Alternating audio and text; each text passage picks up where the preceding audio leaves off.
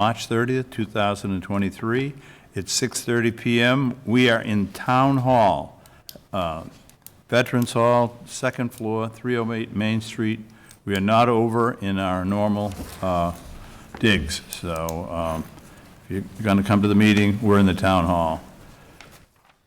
Conservation will hold this meeting in person with the option for virtual attendance. In-person attendance will be at the meeting location listed above, as I just mentioned. Okay. We have a full quorum tonight. We'll start at your end. Eric Gaspar, present. Ed Winglass, present. Ed Goodwin, present. Carsten Stuber, present. Roy Bishop, present. All right. So you want to go to,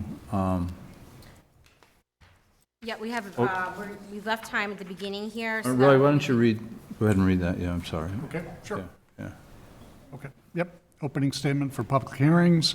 In the interest of saving time, the Sturbridge Conservation Commission will hold all public hearings tonight for work within a wetland, water body, or resource area and/or within the 200-foot buffer zone to a wetland, water body, or resource area in accordance with the Mass Wetland Protection Act, Chapter 131, Section 40, and associated regulations, in the town of Sturbridge, wetland bylaws and associated regulations. We will not be reading the newspaper ad. Prior to opening the first hearing for each project, the applicant is to submit proof of notification to abutters within 200 feet of the subject property line and proof of legal newspaper advertisement. If these items are not submitted, the public hearing will not open. Additionally, prior to the start of each public hearing, we will announce the location of the project, the applicant, and the applicant's representative. If any of the visitors have not legibly signed in yet, please do. Also, if any visitors are recording this meeting, please let us know. Thank you. Thank you. Becky, at this point, do you want to go to Yep. second page? What- Yeah, so we left some time at the beginning here so we could discuss some of the wetland decisions and updates Okay. for the old business here. So, we've got 71 Mashpog Road, and then we also have 110 Brookfield Road here. So I'm not sure which one you'd like to do first. Okay, we're going to go to 21, number 14, 71 Mashport Road. Okay, start off with that.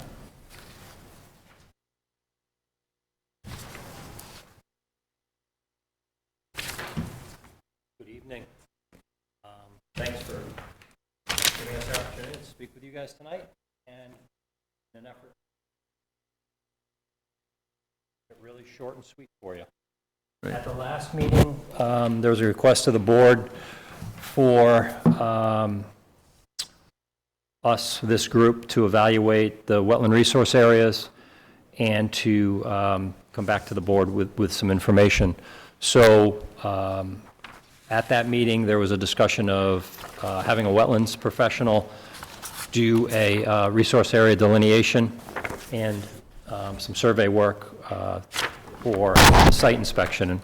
And we've publicly said we don't want to have a site inspection because we don't think there's a reason for it at this point. We'll talk further about that in a minute. But along those lines, Scott Morrison of Ecotech is here. He has spent a day or so on the property. We've also since then had our surveyor out and surveyed the property and produced a plan that shows the wetland resource areas. We've also overlain the wetland resource areas on the ortho photos that we've sent to you guys in the past. Really quick, in summary, the reason we're here is to talk to you guys about initial disturbances at the residential property at 71 Mashpog, i.e. Regrading and planting a lawn in that area. Becky reached out to CMG because she couldn't get in touch with the owner, had a concern, went out there, put some silt fences in. Our conclusion is that area is about 125 feet from the riverfront area, and it's within the 200 foot. So it appears that we would like to offer to submit an RDA after the fact to address that concern for the board. I'll let Scott speak to the work that he's done and his inspection of the property. Just for the record, Scott Morrison from Ecotech. So I was out on site, if you look on this plan, to delineate wetland resource areas. Kind of in the central portion of the site, there's a map perennial stream, so we flagged the mean annual high water. And then It's adjacent, really not, you can put it down because you really can't see Do you it. want me to put it up Because of- on Yeah. on your monitors and on the screen for you? yeah, if you could, Yeah. that would be perfect. Yeah. And I apologize, this is all fresh off the press. Yeah, I mean, we did ask if possible to get that over in advance to help aid with discussion so we can look at it. I mean, they were still working on it, and they did get it over this afternoon, so it's all new information for you looking at right now. God, go ahead. So if you look here, sorry Actually, we about don't that. want the ortho, we want the, This is fine. I think we could go through this one, yeah. okay. So just to get you oriented, there's Mashpog Road here. The entrance to the site is right here. Wetland resource areas, there's a perennial stream that flows through here. It's culverted from here all the way across the street to this point here. So there's mean annual high water, which was delineated, as well as a fringe of bordering vegetated wetland. There's also a second wetland here, area of bordering vegetated wetland associated with an intermittent stream. Okay, I got it on my phone. Flows down. If you could get it on a computer, this is what you can. Yeah. I got to put mine on mute. There we go. I think somebody beat you to it. I thought it was. So it flows down through a culvert underneath Mashpog Road. 7 p.m. As part of kind of the task that I kind of looked at was, I went through, looked at the old ortho photo maps.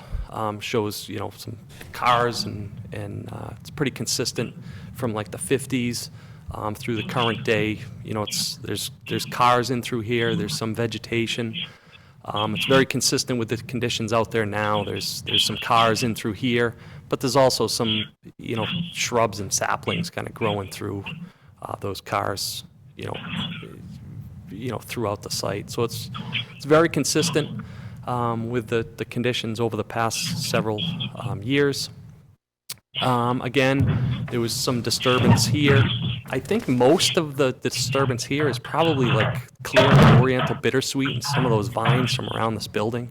So they've since installed silt fence, hydroseeded that area. We'd expect that to be, you know, growing in the next few weeks. So as Gary indicated, I think they're willing to submit an RDA to ensure that there's compliance with the work there.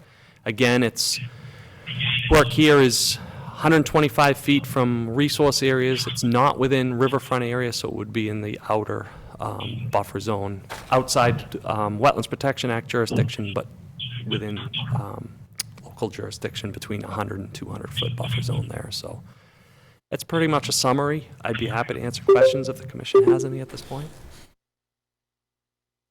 Becky?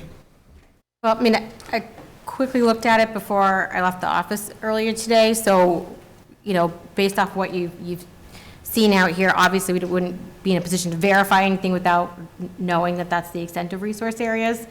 But the one question I have is the culvert that carries the perennial stream through the site. The stream still has bank, and therefore that would still be jurisdictional. Yeah, yeah, and should have a buffer zone off of that, right? Consider it's bank? Yeah, it's bank, but it's contained within a pipe. Yeah, yeah. So and then But for example, the riverfront area stops at a perpendicular line where this culvert starts, and then Yep. again here. Yeah, I mean, I don't disagree with that because it's over 200 feet in the culvert, but I think that's still considered resource area. So, I mean, I think it would be useful to be able to kind of verify that. You know, one thing kind of looking at it, there's that bordering vegetated wetland along the top part there. You know, questions, you know, is there any vernal pool habitat? Those are the things, you know, my first kind of thoughts looking at it, just based off of resource area delineation there. Yeah, there's no areas within either this area through here or up here that's got any substantial ponding. There were probably maybe areas with an inch or two of ponding when we were there, but nothing that I would expect to provide vernal pool habitat. That's it, just based off, right, resource area. Eric? So, Scott, did you look at the stream area, especially the closest to where the cars come in? Yep. Right, you're right in there, because Right here. my concern from the last meeting, if you remember, is looking at the orthos that you supplied to us. In 2005, which is what we have here, obviously the cars were all the way up to there. And then by 2008, 9, and then maybe 11, 12, everything had kind of pulled back from there. If you look at, or it was so 8, 9, and then 13, 14, we had pulled back where the cars and where things were in proximity to that wetland, that stream.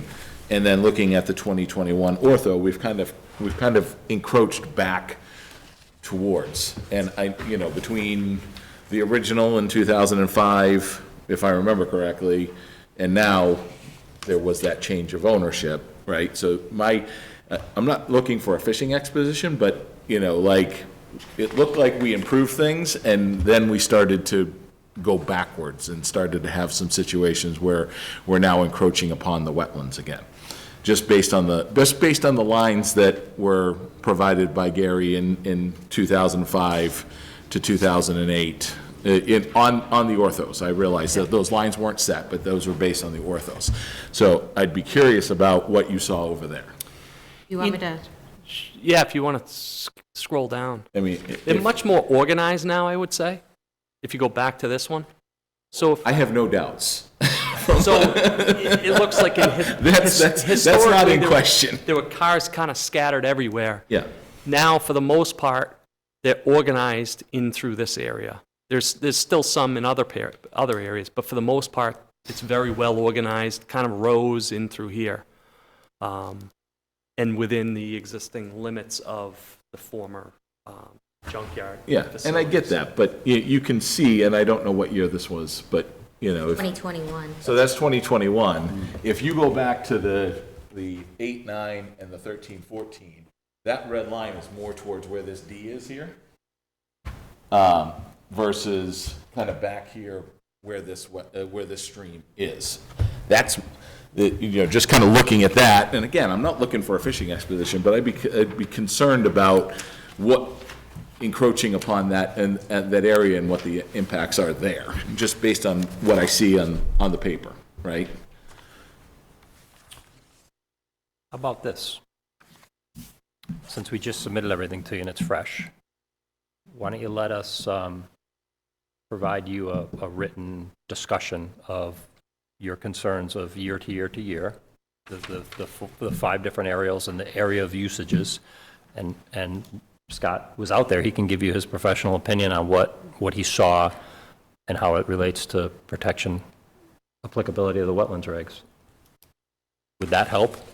It certainly would help. I mean, I'm only one member of the board. It would help. I'd like to get my eyes on it, but that certainly would go a ways to making me feel more comfortable, because up until this point, all I've seen are these, and this would say, we got better, and now we're getting worse, right? And I get grandfathering and all that stuff, but we certainly shouldn't get better and then get worse again.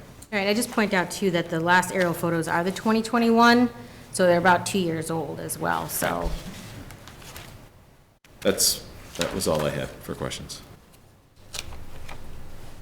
Ted? Well, that's a good comment. You could clearly see that the activity is getting closer and closer to the wetlands. As far as the work that was done out in front of the home property itself, I'm not opposed to having it done. It looks better. The silt fence was down the last time, a couple weeks ago, when I went by, I noticed it, because I go to the dump that way.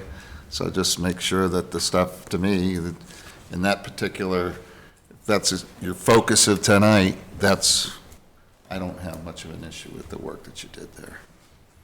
Roy? Do you have any plans to go back to the upper area up in here? The runway? On the top of the map that you're talking about? Yeah, the top of the page here. That's okay, can you answer that? So the upper, do you have plans to put cars back up there at this point? Well, we're not planning to put cars, but then again, I have 105 acres. If I'm squeezed out from this area, either I'm squeezed out of the business or I have to put cars to continue. If I can use this area, then that area is not in demand for inventory. Okay, and just the only thing is that lone circle in red. What is that? That's just a Ours car. area? Ours, yeah. Like, it looks like expansion's starting to head on that side of the stream there, based off of. I don't recall seeing cars there. It could be, some cars, even from old owners, they left on the property and they say they're gonna pick up. They never did. I just have to approach them. They ask to leave them there, they're gonna pick it up. They never picked it up. So I can approach them and see. And again, Danny and most of them older they died. And so his son, I'm not sure if he has interest or not. If it's, he has no interest or no plans to move it, it can be scrapped, it can be moved from there.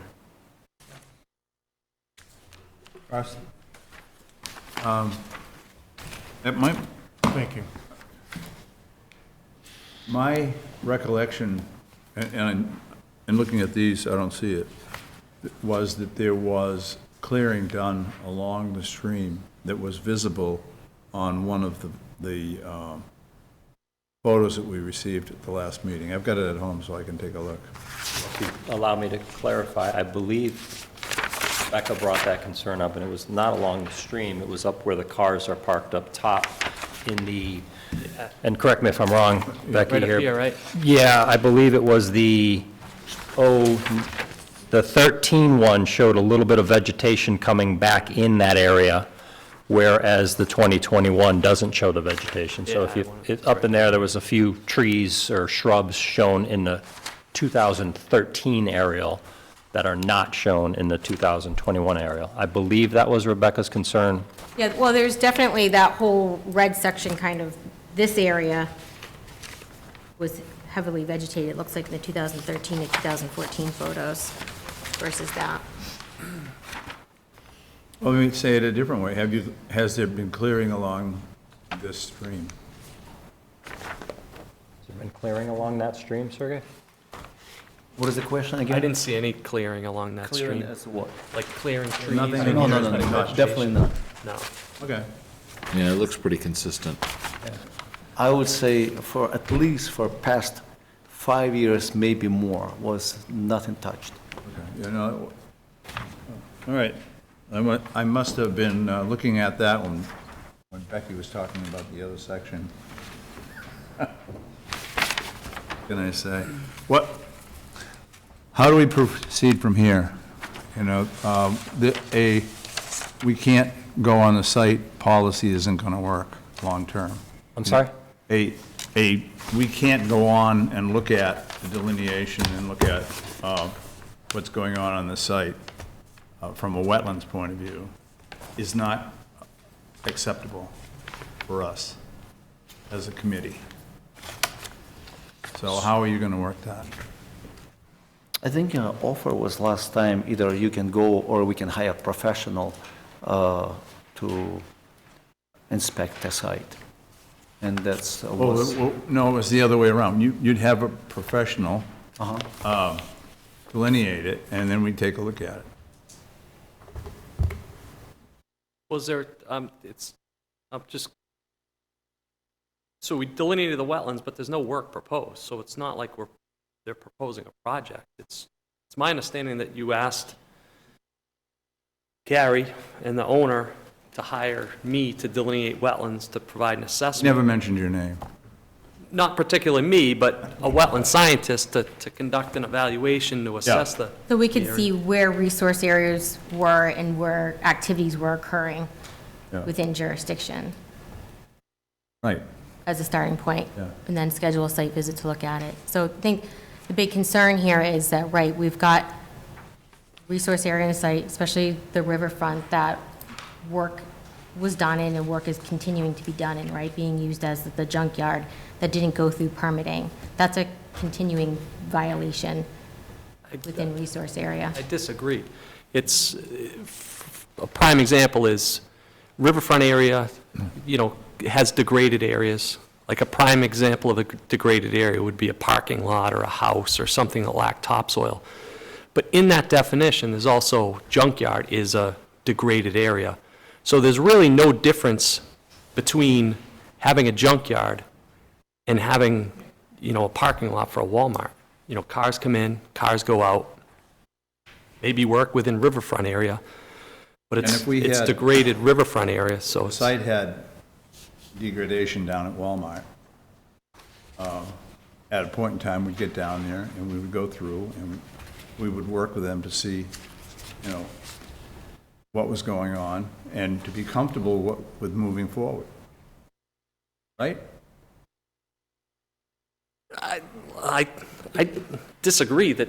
Well, okay, you there's- disagree, There's so nothing proposed, so. if you disagree and you disagree, okay, then we're gonna find, we're gonna have to, I think we're all stuck with the same we're gonna position. do as a There's not committee. Project. So, I'm not sure what we do. Well, well, actually, just, the wetlands, go through the wetlands, just to see that they're in good shape, so that we know going forward that we can keep them in good shape. Otherwise, anything that's done in there, they're gonna tell you they did it with the previous owner for the next 25 years. Unless the cars change, right? So when this came up and we noticed this, I did reach out to DEP and state council from our town council. Leaving vehicles in a riverfront area is considered a continuing violation because it's could be considered like fill in a resource area. So that's a continuing violation. That's the big concern here.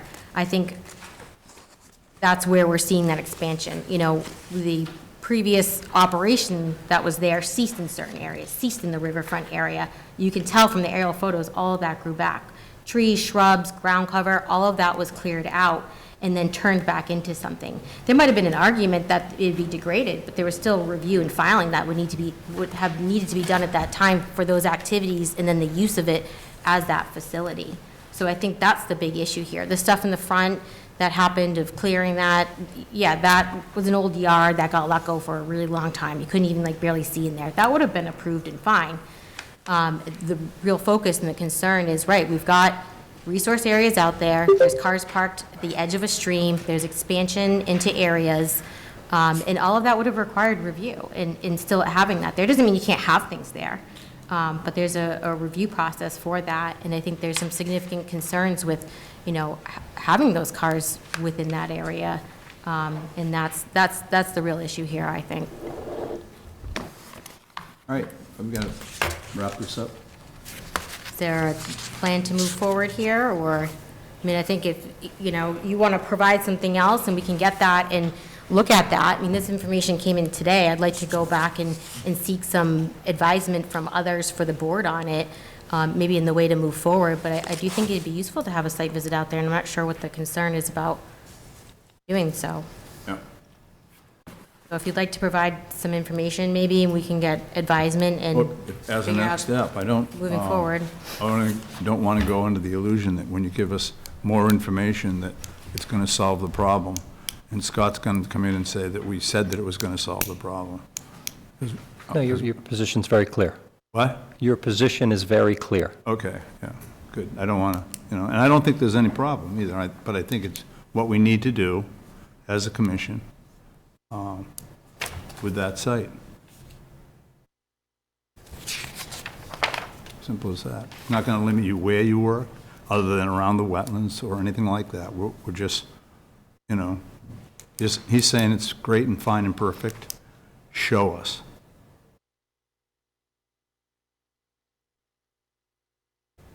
That's about it, okay? Okay. Perfect. Thank you. Thank You're you. going to get back to us with his request?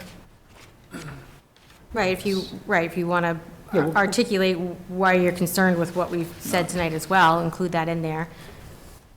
We can do that. We'll do that before your next meeting. 7 days prior to the meeting, so. No, that we can Sooner the actually- better, that you know we what I can do. mean? It's hard to get things last minute, especially if we need to seek advisement for the We board haven't too. heard from you, but then we'll take action. We'll have something into you prior to the 7 days before the next meeting. Okay, great. Thank you. Thanks, guys. Thanks, gentlemen. Thanks We'll do one more, Beck. Yep. 70 Paradise Lane? No, they're not coming in. We've got 110 Brookfield Road. Okay. How you doing? Yeah. Even your listing on my sheet is double parked here, so.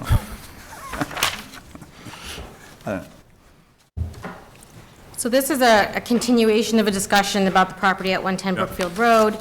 We did discuss it at the last meeting. We had gotten in an updated kind of existing condition plan that had compared to a past existing condition plan that had been submitted before he took ownership of the property. We went out and did a site visit last week. Most of the members were available to do that, to take a look at the property. And the plan is, you know, the next steps are to create a plan kind of moving forward here. So, you know, I think that we've been having some discussions about this property. They've been ongoing since September. Just to kind of summarize, we've had the site alterations occurred out there. Those activities would have required a filing pursuant to both the local bylaw and the state act. There was no filing. We got involved at that time and made our concerns aware to the property owner. Some of the activities that occurred out there are things that could have been, you know, permitted through a review. Some of the things don't appear that they'd meet your current standards. And that would be some of the things that we noticed in that back area closest to the wetland. Mr. Roy's stance on this is that the site was previously altered, and I don't think there's some argument that we know this is a pre-existing developed property that's been used for a very long time.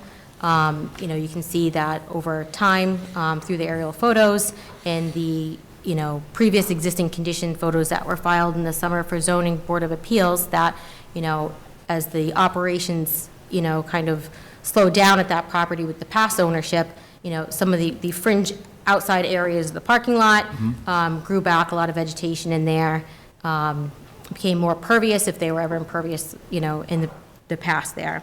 So I think that, you know, at this point in time is, you know, we need to figure out what's the pathway moving forward here. I think when things come up that would require restoration, the avenue to move forward for restoration is through an enforcement order. And then after the fact, approvals for activities or anything else that wants to be done is through an NOI. So I think it's important you guys have a discussion about that, and happy to, you know, provide recommendations for you. Okay. So, what's your position on this? You worked out the plan with Mark, right? Yeah, so Mike delineated the wetlands. We determined that the stuff on the other side of the building is outside the 200-foot, so pretty much the only area of concern, from what I understand, is where the storage containers are sitting currently. I think the only thing we disagree on is the fact of what was there previously versus what is there now. That's what my biggest gripe is. My intentions were good. I was back there removing the tires like I've always stated. I don't feel as though we've extended the parking area at all. The aerial shots show that there's always been stuff in that area. It shows when the grindings were brought in. So, I mean, I think the biggest hurdle is, did I or did I not extend, or did the previous owner extend the property or the parking area prior to me moving into that area, into that property?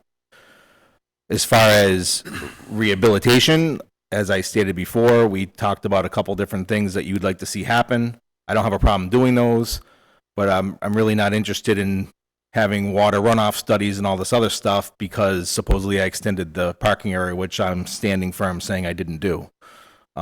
So as far as rehabilitating the wetlands around the stream or the area where we remove the tires, I don't have a problem doing that. With your suggestions of what you'd like to see happen with that, that's fine. I know we talked about outlining the current parking area with some type of delineation to show that we're not moving any further. We've established a baseline of what it is. Delineate that somehow so that we're not continuing to encroach, into the greenery towards the neighbor's property there or to the back. So that's where I stand. I'm hoping that we can put this to an end tonight or at least have an agreement of what we're going to do to get this wrapped up. Becky? Well, I think that an after-the-fact notice of intent is required. And I think, looking at where that back corner area and the proximity to resource area there, Yeah. there are those storage units there. The storage units are something that, placing those structures there would have required review from you. The commission does have a 50-foot no new structure setback. There are waivers to those type of things, so there's, can be given for certain things, but they wouldn't have permitted that within the 25-foot no disturb area. I think that the plows and other storage of materials back in that area should move out of that. We have that Joe Levesque plan from the summer that shows edge of pavement, edge of parking lot. I think that all the millings in the parking area outside of that, that's a good baseline, should be pulled back to that edge. The only area that, and if you want to ask to have it further than that, then I think that that's the process to file the notice of intent and ask for that. I think that we have that plan that shows that edge of pavement that was submitted, and that's what should be upheld. The area that's by the garage that's shown as gravel, that's probably something that definitely would have been able to been permitted by the board, no doubt. Maybe you give some consideration of leaving that for now and you include that. In response to that area, like I stated from the beginning, I understand that to a guy like Joe Levesque, that looks like gravel, but in reality, what it is that was a salt shed. So that's where they loaded the salt and sand trucks. So the overspill when they're loading the trucks is spilling onto the ground. It's now on top of the grindings, which now makes it look like it's a gravel surface, but it's not. In reality, it's grindings underneath with sand on top of it. So none of that changed. It was just cleaned. But I don't think Becky's saying, personally, I didn't have an issue with that area. It's whether you got millings in there, grass might grow through it, may not. I tried to dig down through it and I couldn't, so. But I think that's what she's saying, that's probably an area that the board doesn't have that much of, at least I don't have much of a concern over. But the 25 feet around that wetland in that back corner, there's a way to figure out relocation of that shed and green it up. That's probably what you need to And do. in my opinion, and correct me if I'm wrong, but in my opinion, those storage sheds are actually helping protect the wetlands because now when we're plowing, we're not plowing all the stuff into that corner, which is what's going to eventually happen over time. Then led me to my next comment was that's probably why there's so much millings, as you pointed out, up on that bank. That's exactly what happened that last snowstorm. You plowed, you pushed all that up. I know I have it on my road, and now it's Yep. up in my driveway, so. So, I understand that you want to keep things away from that, but it's kind of protecting that stream at the same time because nothing can get past it now. I suppose. But Let's go in order, because we'll never get, we want to. Sorry, I didn't hear what you No, said. that's all You're right. not supposed to plow it into the interrupting now. wetland either. No, I understand that, but that's what I'm saying, again, and ultimately, at the end of the day, I understand I'm fully responsible, but I also have 35 employees, so trying to teach everybody, hey, make sure you lift the plow up so you're not pushing the grindings over there, or don't go in that area, it's just a never-ending battle. So that's why I'm saying, it's like, I understand what you're saying, and I understand what the bylaw says and what you guys would like to see, but at the same time, it's also protecting things like that from happening. So That's part of I get when, someone comes through the application process, they can make that argument and say, look, I'd like to keep these back here. That's fine, so let's figure out what we got to do, so I can file the notice of intent or whatever to fix the problems, so that we can get this to bed. I just want to get it to the next step, I got to get done with it.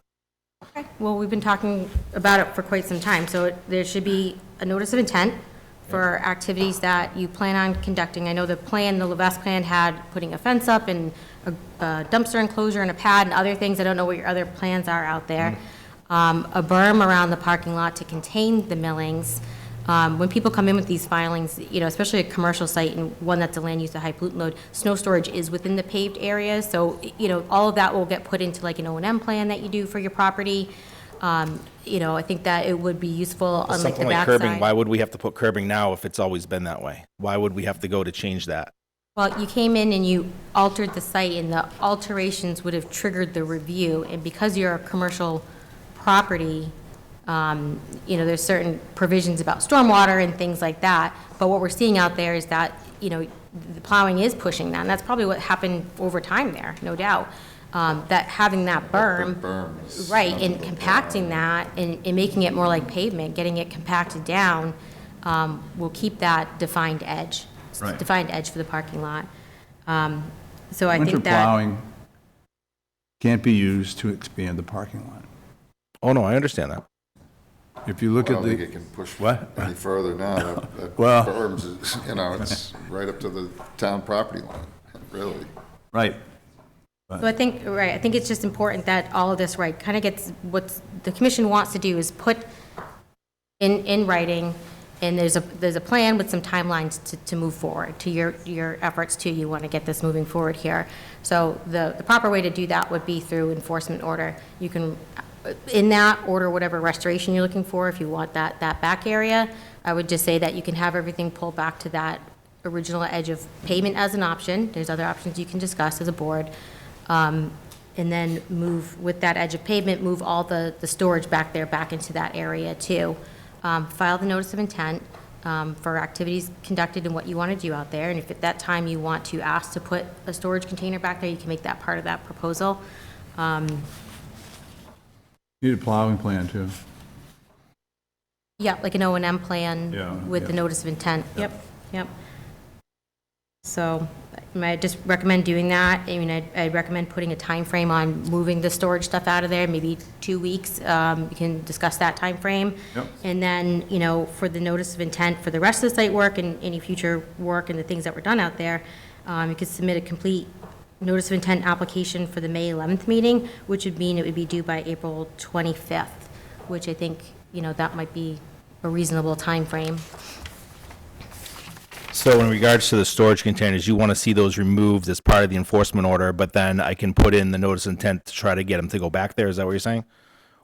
Can't we just You leave it can- alone until we decide what you're going to or not going to improve, or approve, sorry, Say for? that you move away from the wetland now, but that's up to the board. That's their decisions. So Yeah. they can make that decision. Well, when are you going to have, you know, this is going along and going along and going along. Yep. And you're not satisfied, we're not satisfied. Correct. When are you going to come back to us with a complete plan? Well, I'll get with Mark Farrell on it, because if you want to see things moved back 25 feet, I'll have to have him design a plan with me of what we're going to do as far as curbing and all that stuff. That's what I'm saying. If you're telling me that we need to put curbing around the entire parking lot on that, you know, where it drops off across that side, then that's fine. What I don't want to get into is I don't want to file a notice of intent with, hey, I want to do X, Y, and Z. Come to the meeting, you guys say, no, we want to see this instead, and then I want to get this done. So I would like to be able to say, hey, when I leave here tonight, we understand that, hey, we're going to have to move these containers 25 feet away from the wetland. Hey, we're going to have to delineate the parking area with some curbing. We want to see that on your plan. Okay, great. What else do we need to do? What are we going to do in the back corner there of the area that was quote-unquote disturbed? Do we have to rip all that out? Do we have to plant something there? What do we have to do? So I can come in with a plan, present it to the board with a notice of intent, and you guys say, yep, that's what we want to see. Good, let's execute it. Next meeting, I come in, hey, it's done. You guys do a site walk, and it's done. That's what I would like to see happen. I have to say, I think they've been telling you the things they've had concerns with for a while The now. containers never came up before, now they're a problem. So originally it was, let's delineate where the parking lot area is, and then how we're going to restore this back area, and that's the whole thing. It kept changing, so now I don't think the it's containers changed are that much. I mean, the containers were never talked about. I did bring up the containers last time and suggested. No, this is previous to you even being on the board. Okay, this is, I think they've always said His there's request issues isn't with that back unreasonable. He area. wants to operate the business and move on. We want what we want as a board. So, you know, what would you like to see on the plans? I mean, you know, I would just say, too, just to add quickly, though, like, stormwater stuff comes up, those are state standards under the Right, if I extended the parking lot, but we didn't extend the parking lot, and I will go back and forth with this all day long. I did not extend the parking lot. So therefore, I do not need to get any wetland studies, and this is the part that we're gonna just go back and Hey, forth on. wetland studies. Well, I mean, sorry, not wetland studies, water runoff. That's going to be part of when you file your notice of intent, go through with your engineer and your project and see, This I'm is not where we're saying, not- this is where we can't tell you what you exactly have to do. It depends on what you trigger for those things. But that's just it. You're saying I triggered this by doing this. We didn't do that, therefore that's not triggered. That's the problem. That's where we disagree, and that's where we're gonna go back and forth on this, and that's why, unfortunately, we had to hire attorneys, because we can't come to an agreement. Plans show, the original Levesque plan, put onto Mark Farrell's plan, show what he had for edge of If you look at the pavement. pictures, Becky, you can see exactly what's going on there, and anybody can see what's going on there. I think the photos show that vegetation You know that was it's growing up. grindings. There's a You difference know that because it between, wasn't used, that's why the stuff started growing back in there. there's a That's difference exactly between, what happened. I'm just saying, with. So with what I'm the gonna do is, I'm regulations- gonna go buy 200 junk tires, and I'm gonna throw them back in the brook, because that's what started this whole thing, and then we'll be, well, I restored it back to the way you want. Just saying, there's a difference between impervious and pervious when you come to the stormwater standards, and those areas were growing back with vegetation, that's all.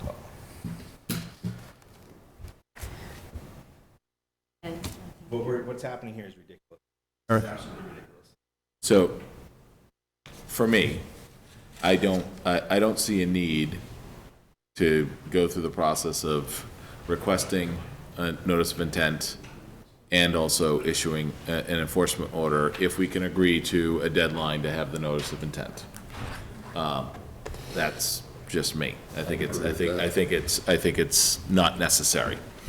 But we didn't get that. What we got was, No, I agree. That's why I want to ask for if we can get an agreement to that. I have no problem doing the notice of intent if we can say this is what's gonna happen, but if now it's gonna trigger X, Y, and Z, that's where I'm gonna put the brakes on and say, no, we're not going down this road. You used the term fishing expedition earlier, that's what this is turning into. I'm not arguing with anybody, I'm just trying to figure out a way forward, right? You're asking us for we can't engineer or tell you exactly what to do. Understood. If But you you came can say to us what and you'd like to said, see. there's a curb all the way around the property to stop that, maybe your engineer will come back and say, you know what, we can accomplish the same thing with this, right? And so if we say put a curb in, and then, it's financially not acceptable to you, and then we're in this loggerhead, right? So we can't tell you exactly what to do, but what we are looking to accomplish is just to find a resolution. I think the best thing to do is if your engineer can bring us a plan and defend, with science and with their stamp, this is, in my professional opinion, what was done and when it was done, and this is a way forward. For me, personally, that at least gives me something that I can action on, right? I can't tell you, but if Mark comes to me with his stamp and says, this is what I see, this is my professional opinion, and this is what I believe is a way forward from this, I'm gonna have some deference. I'm gonna provide some deference to that opinion. Now, I'm just 1 out of 5, right? So that's all I wanted to say. I think we could probably set a deadline of 2 meetings from now to have an NOI in front of us without having to go through the process of doing an enforcement order. I think that's perfectly reasonable for me. But I can't tell you, nor would I ever say, I need you to do this, because that's, A, it's not my swim lane, and B, it's not appropriate.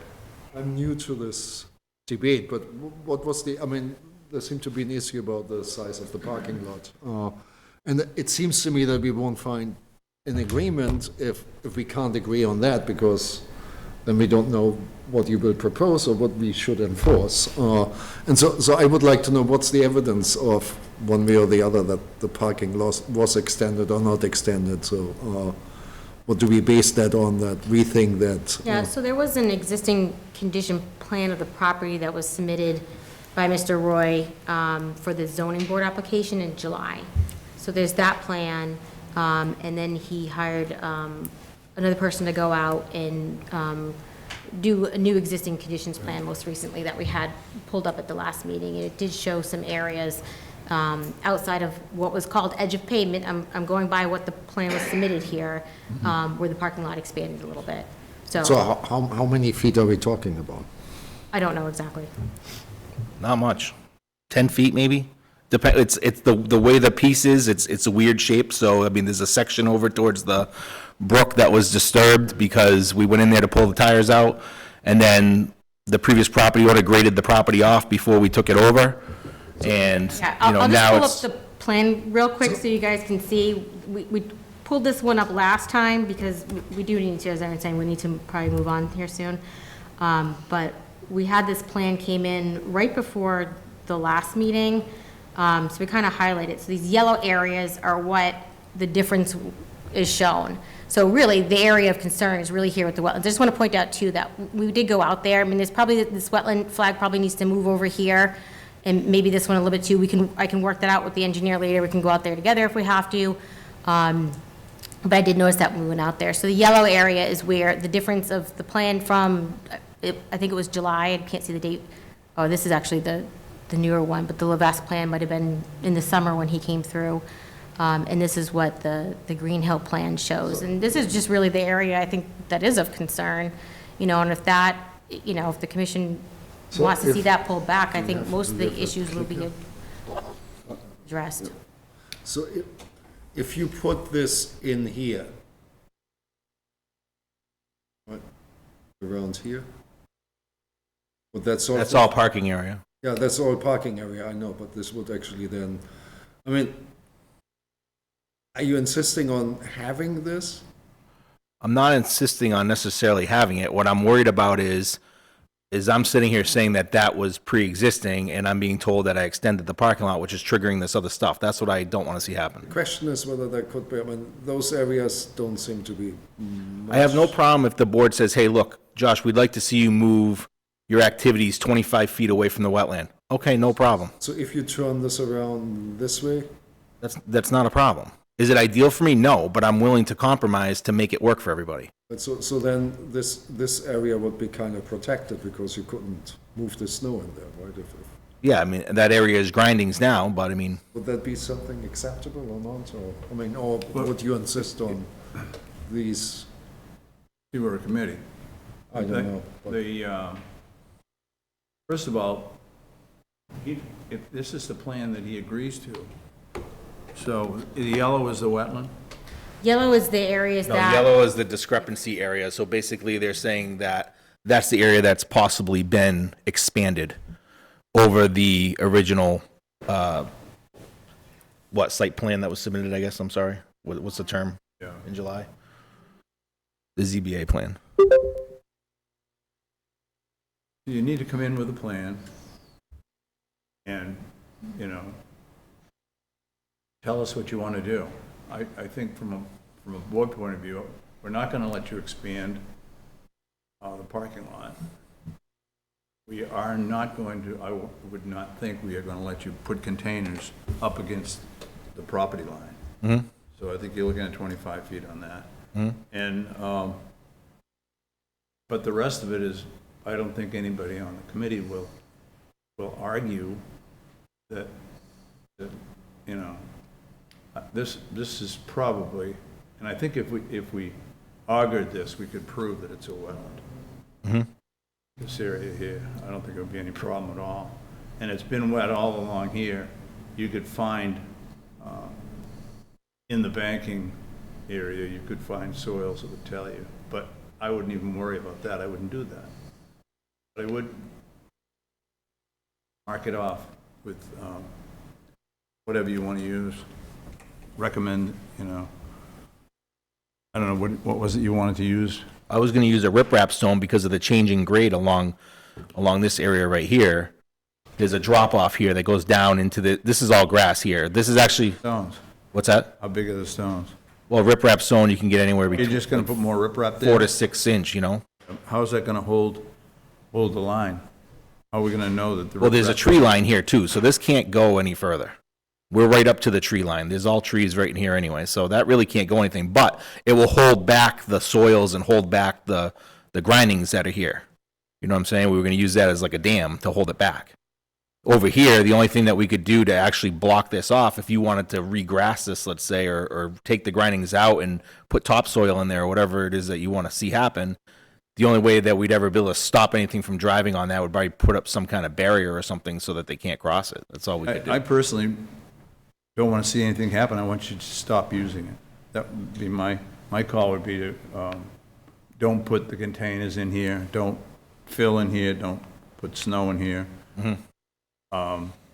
Leave it alone.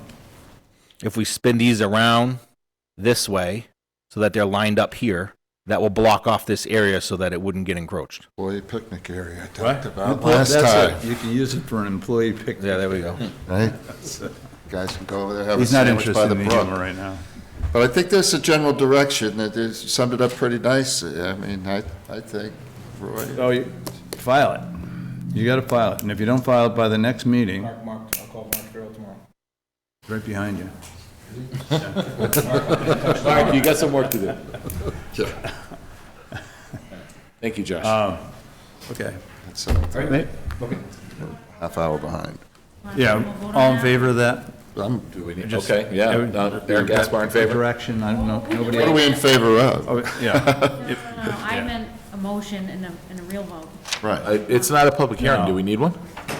Well, that Saying you're, you just asked this person to file for a certain meeting. Yeah. Making it So- official. And he's Complete- agreed to it, and that's so good. complete NOI application for the May 11th meeting, which means it would be due by April 25th to be on the agenda. All right, So that's what's agreed Sounds upon. like a good Thanks. plan. Okay. Thank you. All right. Becky, what do you want to do? First public hearing. What? One. Numero uno. Back to number one, huh? All right. Who's on first? Today's the day we have to use that, don't we? South Pond. What's the Wi-Fi? It's 7 PM? What's the?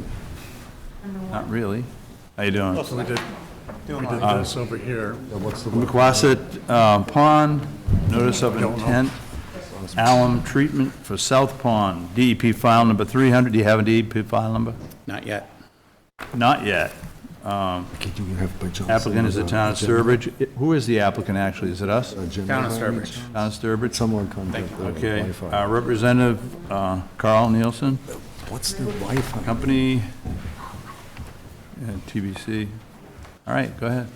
Hi. Okay, So we're. Did everybody sign in? Yep.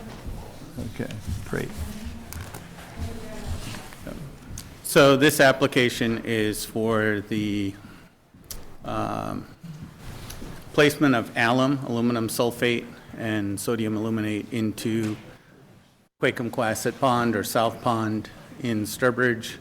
And we have a filing in East Brookfield and Brookfield as well. So there's portions of the lake in each pond that are being treated. The work is being funded through a 319 grant from Mass DEP and EPA, and as well as money from Sturbridge, Brookfield, and East Brookfield, and QQLA have all contributed to the project. Becky's helped out quite a bit with pulling the paperwork together for this. The work is hopefully going to happen this spring. The application takes about 4 to 5 days. The lake will be closed down during that time. So only people allowed on it will be the people working on the project. Hopefully we'll get wrapped up. You want to say how it will be closed down, so we go through that? Yeah, it's going to be posted around the lake with notices. The boat launch will not be accessible because the equipment will be there. We'll basically have it closed that down to people. The project itself, is there a way to bring up figure 3 from the NOI application? Thank you.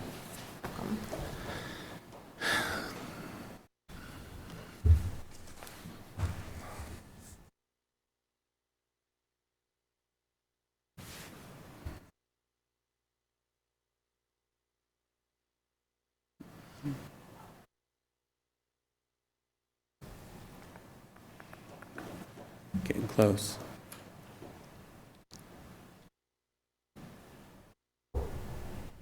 Next one down, there we go. So the lake itself is shown in blue, and the area inside that's shown in yellow is the area that we are proposing or asking for approval for doing the treatment. It got smaller. There we go. Sorry, to share And- with everybody online here. Yeah, that's great. And so it's, You got a pointer there if you want to use it. Makes it easier. excellent, thank you. So as you can see, there's no application being done anywhere near any of the shorelines. There's a good buffer of at least 50 feet from any shoreline or more. It does get kind of tight right in here. But what we're really trying to do is sequester phosphorus in the soil or the sediment of the pond. The alum binds with the phosphorus in the sediment in the soil and basically locks it up. Half the nutrient budget for this lake, half the phosphorus that the lake receives every year comes from the sediment. So if we can stop that or buffer it quite a bit, you're not going to have any issues with water quality, algal blooms, or any problems going forward for quite some time. And so that's the goal of the whole project. The state has what's called a TMDL, or Total Maximum Daily Load estimate for the lake, that says how much nutrient this lake can handle. And by doing this, and it has a restriction on how much phosphorus it should receive, and it receives more than it needs right now.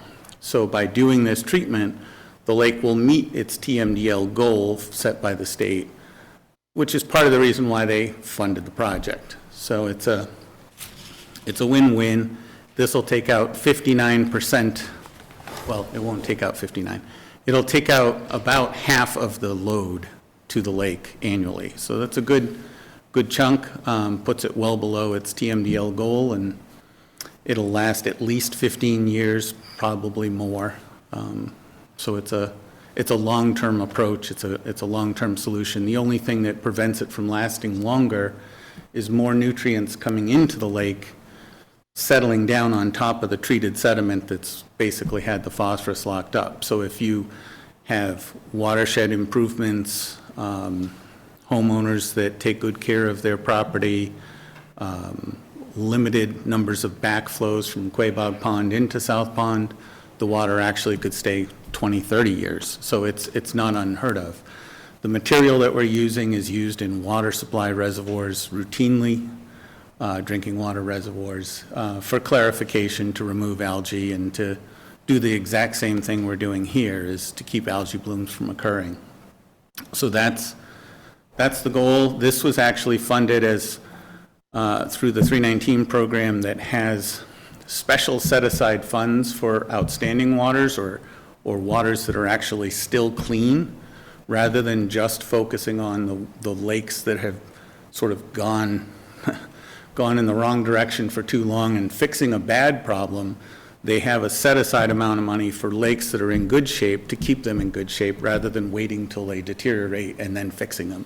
So that's relatively new to the 319 program, and so it was great that the town and all three towns could work together to come up with this solution. Anybody? Eric, I'll start at your end again. No, I'm just trying to figure out how you get all those abutter notifications across the entire lake. Well, that must have been a Friends in project. the These front folks row here there. did a lot of that work. Busy Saturday afternoon. I They guess filled out a so. lot of envelopes and delivered them. Nope. All right. Everybody that's here did. Ted, anything? No,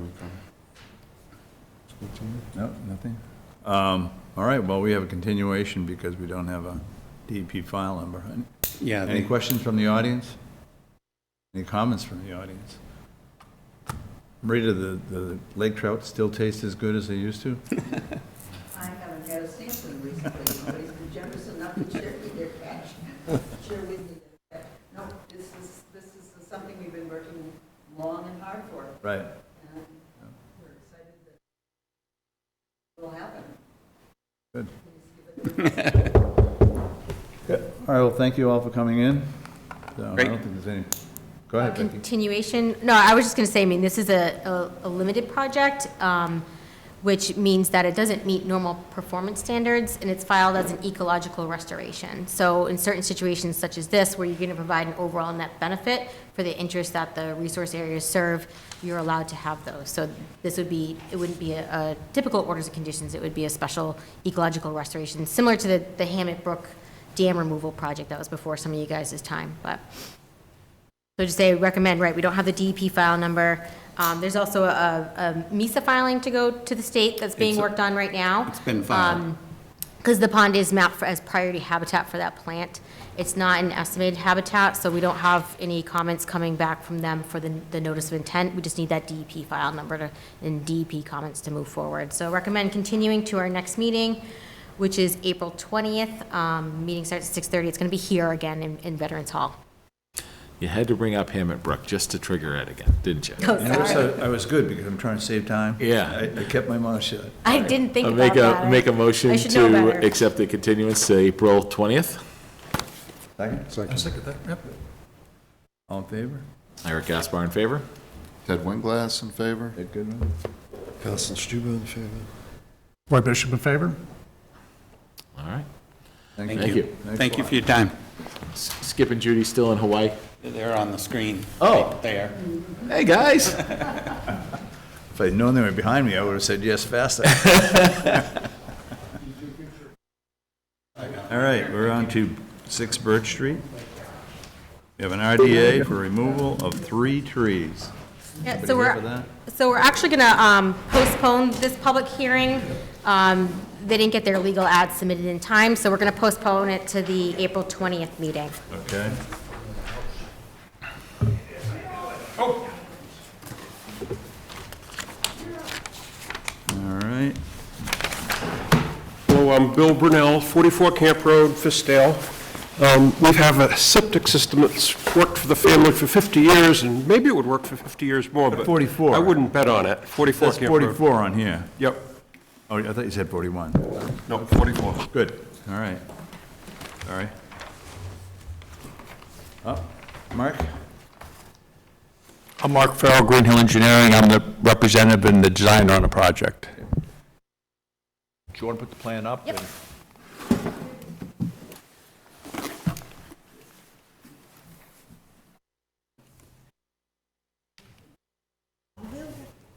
Exciting. All right, let me just share the screen with our viewers at home.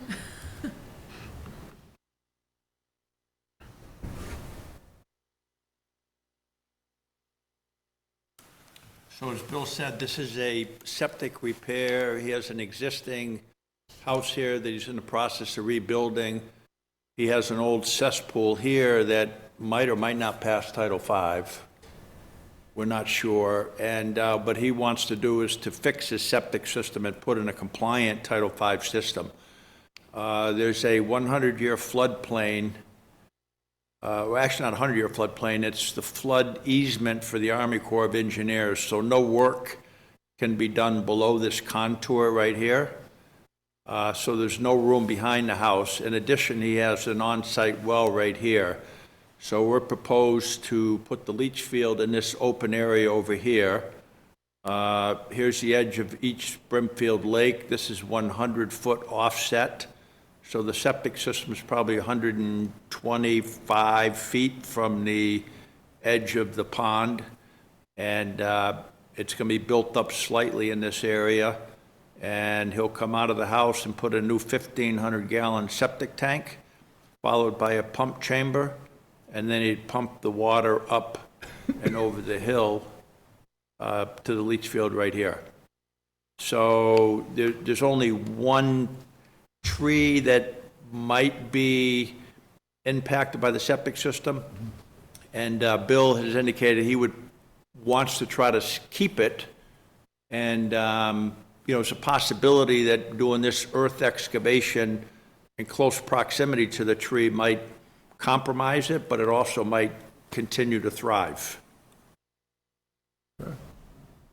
So he's would like to try to keep this. What they can do during the construction is they can actually sheet the area of excavation a little bit. This dotted line here is where they have to remove it and bring in some sand, and they could just kind of, not come in a couple more feet here, which would also buy them a little more, keeping the roots intact on that corner. Beck? So just for the record, we have proof of a butter notification and legal ad for this. We did do a site visit out there last week. Some of the questions, kind of comments came up was, we know you're outside the 100-foot, but there's already kind of open areas that are a little further away. Is it possible that it could be shifted? And that way, right, we don't have to worry about the loss of the additional trees there. There's an open permit on the project right now where they're doing some work. There was a couple big pine trees, I think I remember, that were taken out before too. So if there's a way to shift that and kind of avoid that, more naturalized almost area and use what's been previously disturbed, that was something the commission had question about. So right, in the narrative, it said 2 trees to be removed. You just clarified that question for me. You said maybe just that one compromised. Just one possibly, what we had talked about, but Bill has indicated he wants to try to keep it so Yeah. no trees are proposed to be taken out. Okay. All right, so, I guess the commission, needs to decide, would they like to see that kind of shifted back, or if they have any concerns with it staying there? Since it is a RDA, if you do plan on moving forward with it, my recommendation would be it's a positive number 5, which means it's subject to our local bylaw with conditions, standard pre-work, sign off at the end of the project conditions, install erosion controls throughout work. I would just say, because it really drops off right there after the system, if it stays in that location, maybe just add a silt fence on that side, just in, Sure. you know what I mean, just for that extra protection, because it really does drop off there. And right, the trees, I was gonna say tree replacement if you saw fit, but if it's gonna stay, it can stay, then you don't have to worry about that. A positive 2B, which means we're not doing any resource area approval here, and then a negative number 4, it's just outside the buffer zone under the Wetlands Protection Act, so it doesn't require review unless they impact resource area, so. All right. Eric, anything? If that tree does require to be removed, would you agree to a replacement? Sure, yep. I asked you out on the site, and I'm not an engineer, so I don't understand why you're adding all that extra piping in and pushing it down that far instead of right back there. It's a straight shot in, so. Good question, a couple reasons. One is, this is kind of the toe of a slope here, and so the water comes off the hill, and it's just not a good idea to put a septic at the toe of the slope. Water tends to collect there versus move away. This is kind of towards the edge, so it kind of, the water just keeps on going over there, so you get better drainage over here. Second is, he's already got some road runoff that comes down here. It's a private road, water gets in the roadway and kind of stays there, and it actually kind of goes over here and then continues on down and soaks into the ground. If we put it in here, we'd still have to be 100 feet from this wetland, so we'd have to be in this area here. Would be right in the path of that runoff coming down. And again, it's not good to put a leach field where you're going to have running water going on top of it. So in my opinion, this is the best place to put it. It meets Title V. It's over 100 feet from the wetland. I asked you more of the engineering, so yeah, I agree all the boundaries are met, so, okay. It's helpful for me to learn this stuff. I don't know everything about septic systems, so. You don't? But I agree that a silt fence on that edge would make sense during A silt construction. fence down on the downhill side here. Yeah, on the slope edge to, down the road. Roy?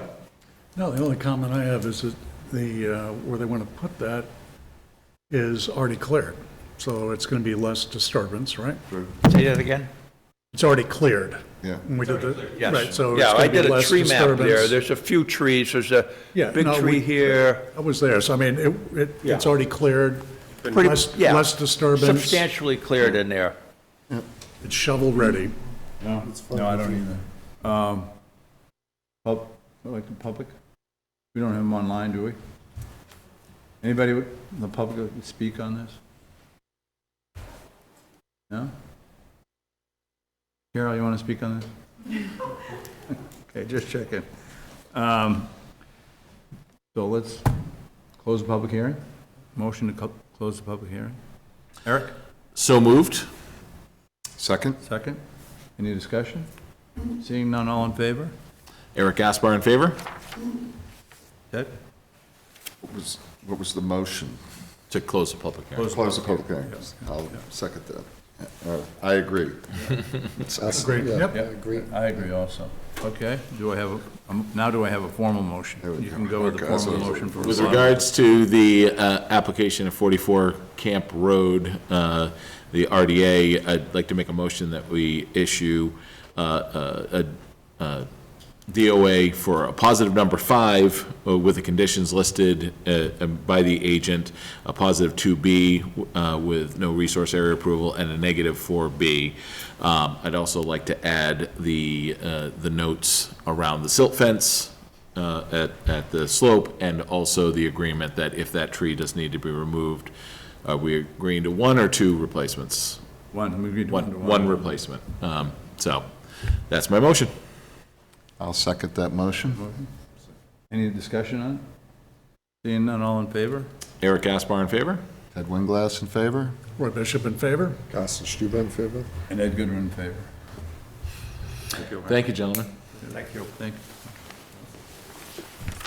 you. Now to 53 Bennett's Road. NOI, new holding tank, and well, DEP file number 31157. Mark, you're still here, huh? For the record, I'm Mark Farrell, Green Hill Engineering. This is a project on Lead Mine Pond. On the eastern side, there's Bennett's Road. Bennett Road runs through the middle of the property. It's a right-of-way, so this gentleman owns both, or this family owns both sides of the road coming along Bennett's Road. Currently, they have a cesspool, which is just a pit in the ground, and they have a shallow well down by the water. And what they want to do is to eliminate the cesspool and put a sealed holding tank right here, and put a drilled well here for a water supply. The lake is here. This would be 100 feet from the lake, basically the edge of the road. Across the street, it goes up, and then it slopes back down to a wetland that's off the property. This is all wooded, and this is 100 feet from this wetland back over here. There's a little parking area here that both properties kind of use for parking and turning around. So there would be one tree here that's proposed to be removed. And the reason I kind of did it this way is I have to have I'm supposed to have 50 feet separation from a well to a septic tank or holding tank, which I don't, which will get a variance from the Board of Health, but you can't really locate this well down any closer because this just drops off. So it's over 25 feet, which the Board of Health can give you a variance. Plus, it's a sealed system, so this is basically just a sealed vessel that they, when it gets, he just uses this seasonally and in the summertime, and when this gets full, he pumps it out so nothing gets out of here. And this is actually probably slightly downhill from this is probably the high point of the lot. So, but I do have a straw wattles around the well drilling area. Becky? All right, so just for the record, we have proof of butter notification and legal ad. I mean, I see this as an improvement over the existing conditions, and I think Mark cited it in probably the best locations he could, considering here. So I don't have any concerns with it. I don't think that there's anywhere to replace that tree on here either. So I think that it's appropriate that you can move forward, close the hearing, and issue orders of conditions. With that said, we just add our standard conditions I'd say that spoil piles related to both, putting the tight tank and then when they do the well drilling are removed off-site.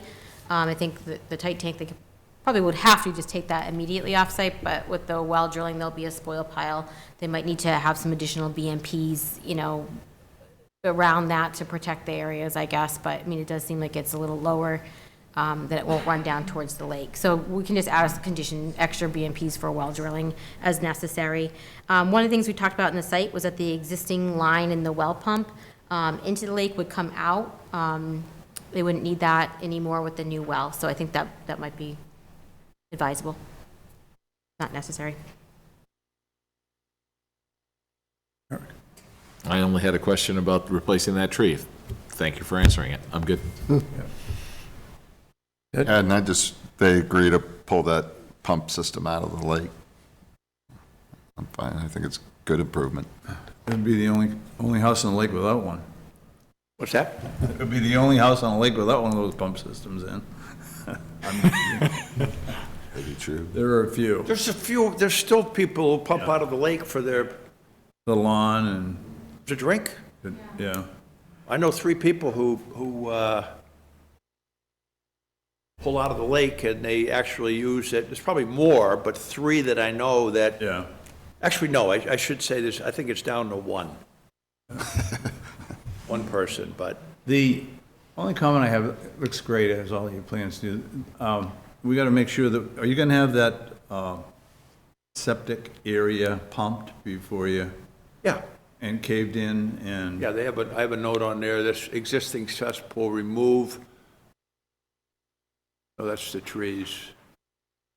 I think you did right. Material. Yeah, Pump I see it right contents there, and yeah, fill pump in. contents. So what they do Let's just is call they'll it just- material. Yeah, They'll pump pump it contents, in, okay. and then when they dig some of these spoils here, they'll have excess dirt, which they'll have to remove from the site, and then they'll just fill this in at the time. Yeah, because that must have a track to the lake by now.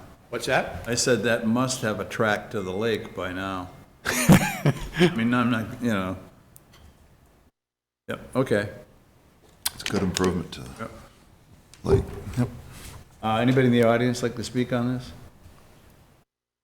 Nobody wants to speak on it? Motion to close the public hearing? You have a The second? motion. Any discussion? Seeing none, all in favor? Eric Gaspar in favor? Ted Winglass, aye. Ed Goodwin in favor? Alison Stuba in favor? Roy Bishop in favor? With regards to the filing at 53 Bedens Road, DEP file number 300-1157, I'd like to make a motion that we approve the application with the agent's notes. You agreed to all the notes? Yep.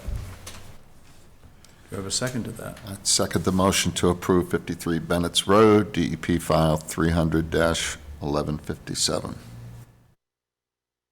Any discussion? No? Do you have, all in favor? Eric Gaspar in favor?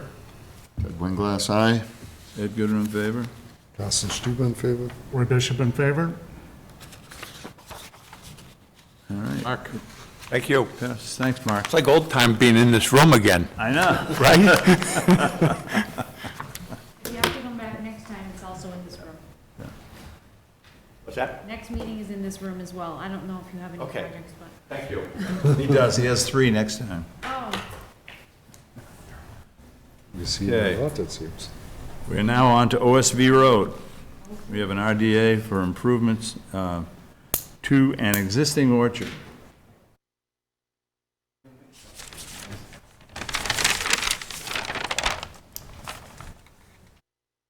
So just for the record, before they start, we have proof of a butter notification was not required for this project, and then we have proof of legal ad receipt, so. John, do you want me to pull the plan up, or? You don't mind? Your names for the record, please? Sure. Don Frederick from Sherman and Frederick Lane Surveying and Engineering. And Reese Simmons from Old Sturbridge Village.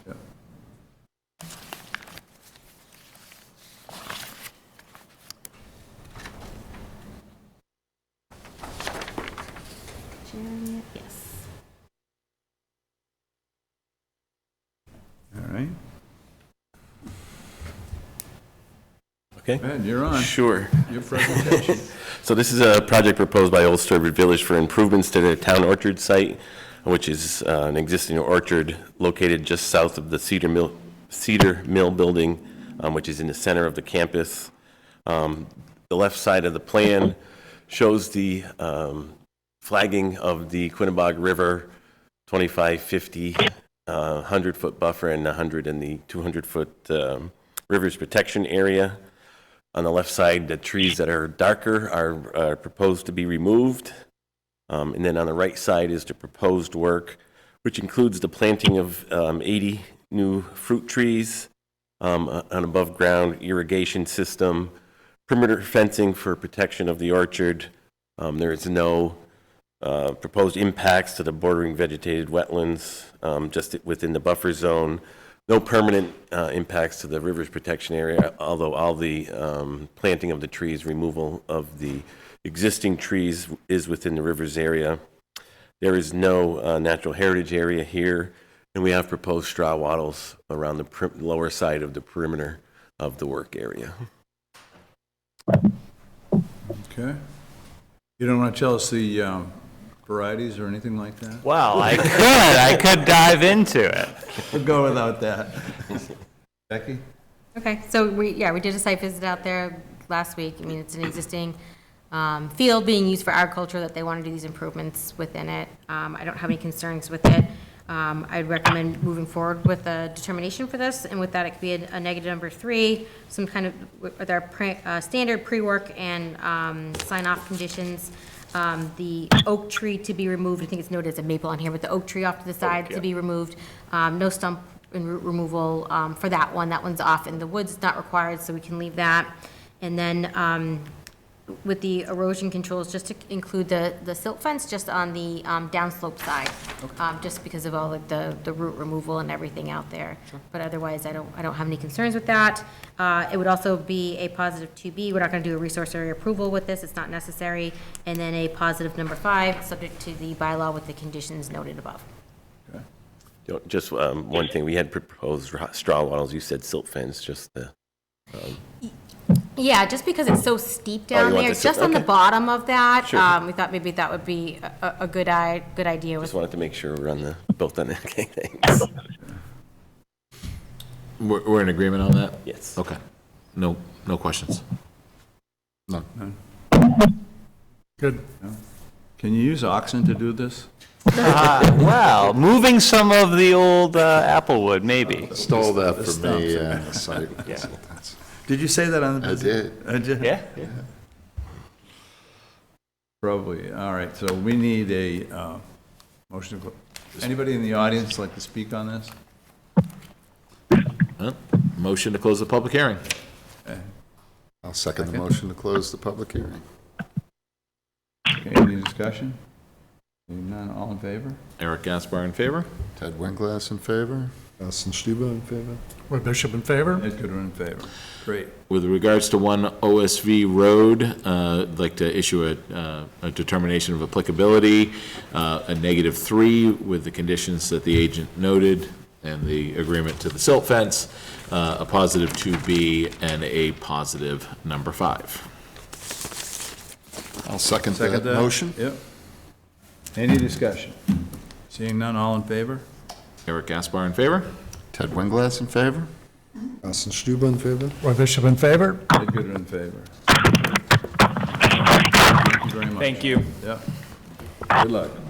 I'll be down to check it out. You get a few apples, right? All right, we are now On track. on track. Back as we Wow, have scheduled. Ted, way to knock it out. Yeah, 660 Main Street, what am I saying? RDA, vernal pool study. Just trying to see, Glenn, are you one of the callers on GoTo here? Yes, Glenn Kowalski is here. Oh, ET perfect. Environmental. All right, great. I thought that might be you on there. I'll let Glenn go into this, but just for the record, we do have proof of butter notification and legal ad receipt to open the public hearing. So Glenn, if you'd like to go ahead and just give a quick summary of the proposal here. Sure. Right. 650 Main Street, there are, we're filed a request for determination. There is a I don't potential recognize the vernal pool voice. shown Can you come on? on Mass Mapper. He's probably on his phone. I'm sorry. Are you on your phone? today. Yes, I am. Cheating, okay. Go ahead. Well, we just came out of another hearing, so it's a quick thing. So, Mass Mapper shows a potential vernal pool at Wetland Series E, which is on the eastern side of the site, east of the existing asphalt parking lot, built probably in 1966 when the building was built. And then there is another, that would be the northern I'm going to pull wetland. up the plan, Glenn. I didn't have the plan on here. Sure, thank you.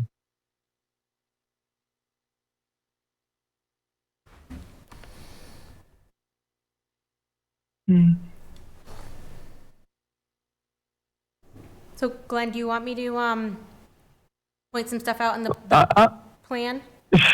Sure, thank you very much. Yeah, no problem. All right. So what he's proposing here is to do a vernal pool study. There may be a potential project for this property coming down the road. We had, a staff meeting with some of them just to kind of go over what potential concerns. On site, there is a wetland here that was identified as a potential vernal pool, as well as an off-site pool, and then, there's other wetlands on the site. So one of the things we talked about, especially it being spring, the presence of the vernal pools could impact development here. So looking at getting a head start here and, doing a study here.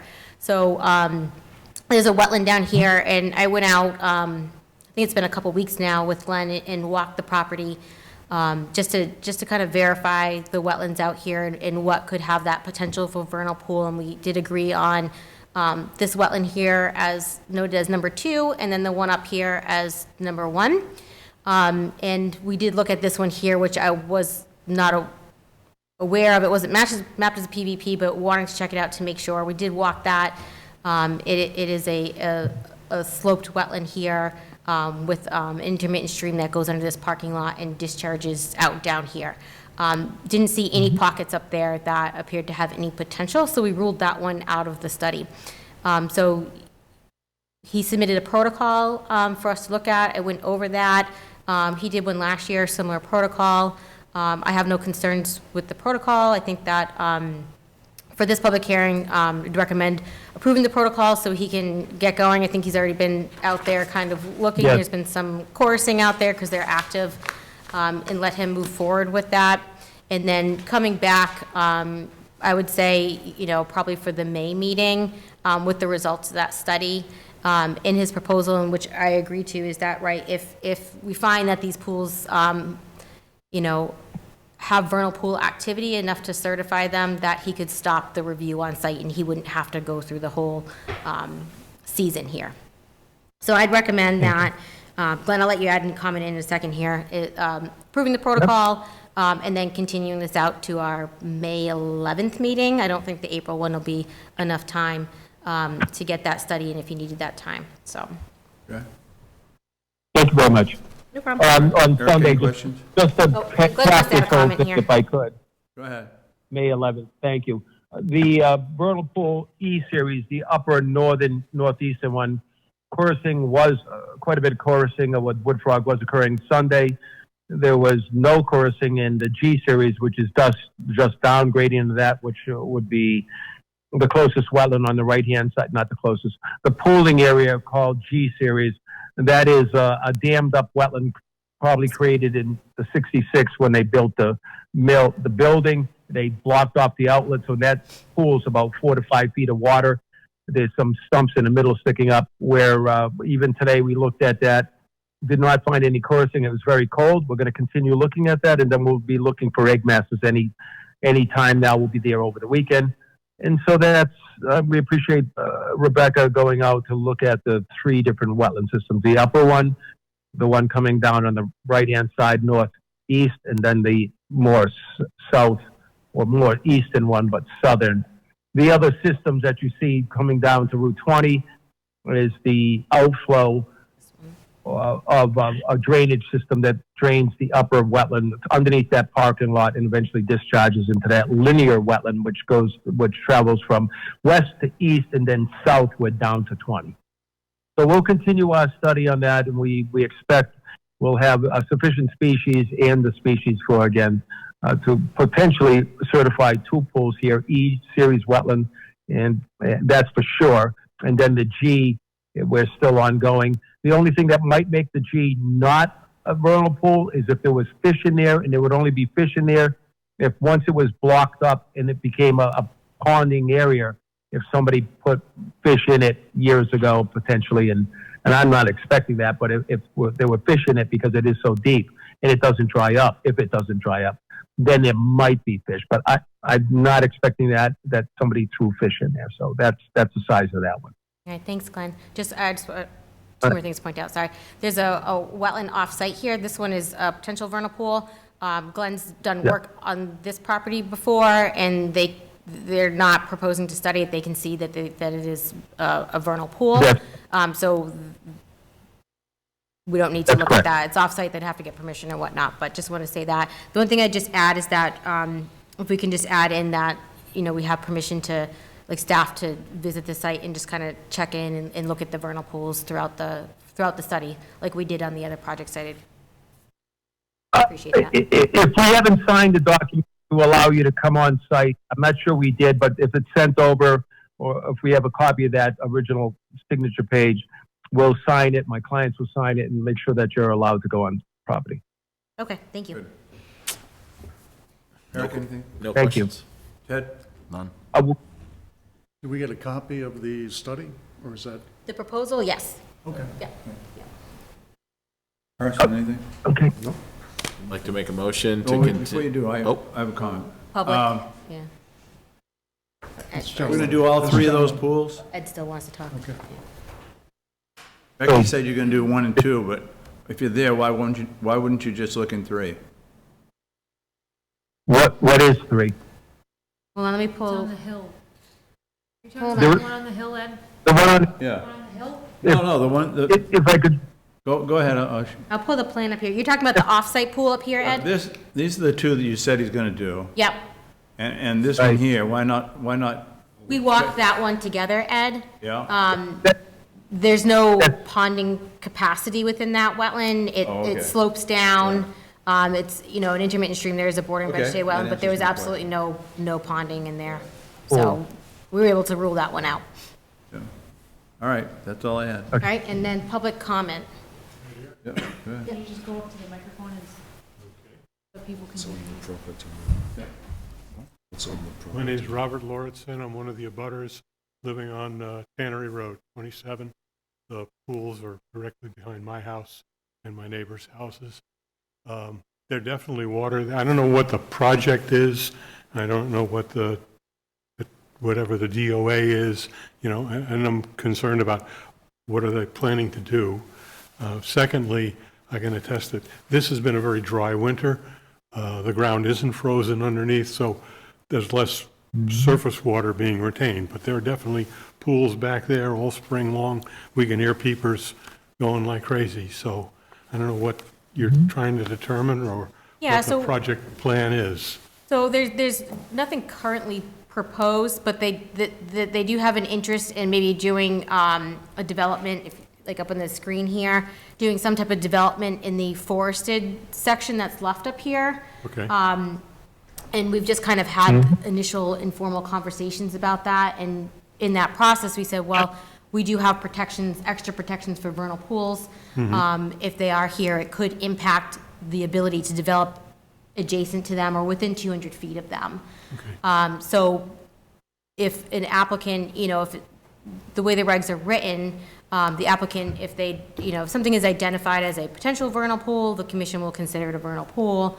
Or if we, find areas that are suitable for vernal pools, and an applicant has an option where they can demonstrate that maybe it's not a vernal pool. And that's part of just what this study is. So he'll go out and review them. If there's activity with them in them, we do ask, that's actually would include that, is that they do, before issuance of determination of applicability, we have them certify the vernal pools, so that way it doesn't get lost down the road. So that can help them with their planning purposes of this site. So if it's not a vernal pool, these wetlands still have protections under the state law and our local bylaw. So they, can't go in and impact them, and there's some setback requirements. They just get extra protections for vernal pools.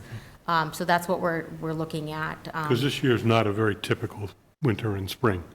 There Yeah, I mean, hasn't I've been been as out much there, snow, there's- there hasn't been as much yeah, runoff. yeah. So there's the likelihood that there may not be as much water in those areas as there normally is in a regular Yeah. year where the ground's frozen underneath and retains more surface water. Right. No, I agree. Living where I do, that's a nice buffer between me and the small industrial site behind us, which can get pretty noisy.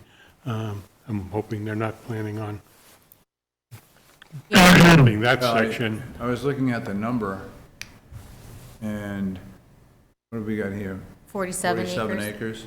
Yeah. That's the total site. If they're developing back there, that's not going to be any more of a problem than Okay. what we already have. But it's that strip where those vernal pools are, my house and neighbors on both sides all abut that. And that's a nice buffer with the trees and whatever in there Yeah. to keep some of the noise down. Unlikely that this area will be disturbed, but these other areas here could be by something that potentially comes in the future, so, yeah. All right, I just wanted to understand. I got the notice. I figured best to come in and get my questions answered. Thank you. So he'll be back, the 11th? May Yeah, 11th. she said May 11th. So you should put that down and come in and hear what he has to say. He'll be reporting on what he found. Right. Okay, good. And we do, on, I think it says that in the abutter notification form, we do have a link that, to the website, that material, so, the materials that we're discussing that were submitted tonight for all these applications are available for review to the public, and anything that comes in the future before that meeting will be posted on there too. You can contact our office, we can help you. Because I went to the website and all I got was this map. I wasn't able to find any other documents. But I can't say that I. Okay, yeah, dug there was a really couple deep. links probably on there, but we can help you find that stuff. Lead you Okay. through that. Yeah. Oh. All right, I just Erin's an figured expert at I'd it. raise some questions and make some observations. Back to you guys. Becky, what's on the property now? Great. All right, so we got a vote? It's an industrial park. Yeah. Yeah. Make a motion to issue a continuance until the May 11th meeting? Have a second? I'll second the motion to continue the discussion to May, what was it, 11th? 11th. Glenn, you all right with that? 11th, I think. Meeting. Yeah, yes, very much. Thank you. Okay. We concur on the May 11th, and 11th. we might just say that both pools are filled to the brim, so that it might have been seeming dry to the applicant or the butter, excuse me, but they are full. Thank you. All right, thanks, Glenn. Thanks, Glenn.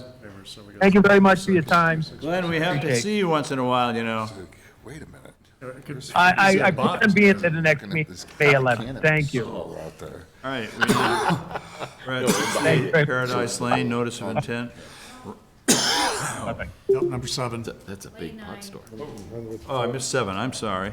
No, but I've We never have been in it, but I'm just saying. 130 for Lane 47. 9, notice of intent, site improvements In the wild. on existing lakefront property.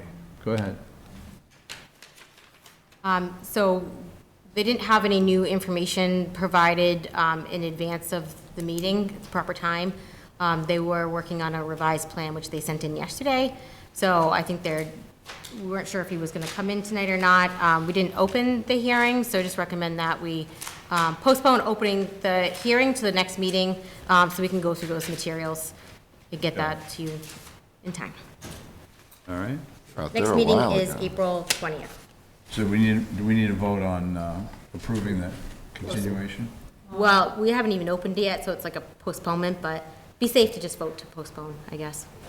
So moved. All in favor of postponing? Eric Gaspar in favor. Ted Winglass. Rubbish. Yeah. Okay. All right, that was right in the first place. 68 Paradise Lane, notice of intent, raise and rebuild, DEP, file number 300-1155. Jeffrey Buchanan, not here. Scott Morrison, here. He's right there.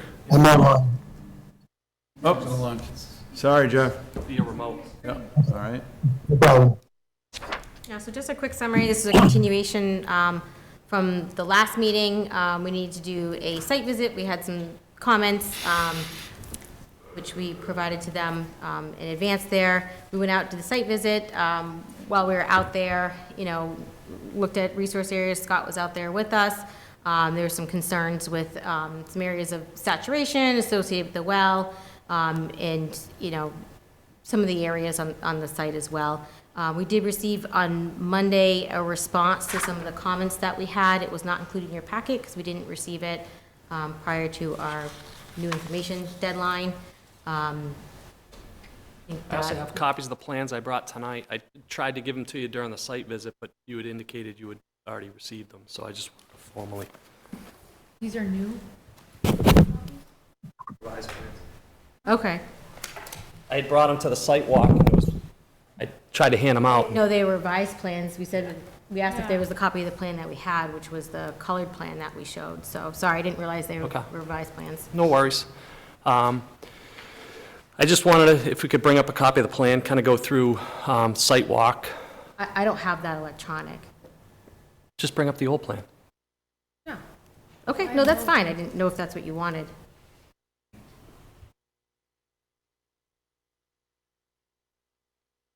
Oh, Mike is here. So thanks for everybody for coming out for the site walk. I know you were really pressed on time that day, so we didn't get much time to really evaluate soils, walk around too much. But I kind of wanted to go through kind of a couple things from the site walk. Most important, commission members had a chance to take a look. I don't want to point this in your eye here. So this replication area. So if you recall, is a wetland system here within existing lawn. It's at the bottom of the hill, so water runs down, flows through a culvert, discharges about here, and then sheet flows down through the lawn, and ultimately goes and drops in the back of the stairs along the Big Allen Pond. So the proposal would be to add a little bit of fill here, excavate here to create a new additional wetland. So there'd be 50 square feet of fill, 55 square feet of replication, and we'd also propose planting, so this area would, it's currently lawn, but what we do is reshape that and plant it with native shrubs and ferns and other herbaceous vegetation to provide an improvement over existing conditions. And then to relieve that water pressure, we'd core 2 holes in this masonry wall. So essentially, everything would function as it does now, but rather than have it either flow down behind these stairs and potentially cause problems during like freeze thaw, or essentially in high flows, it just sheet flows right down those stairs, making kind of a dangerous situation.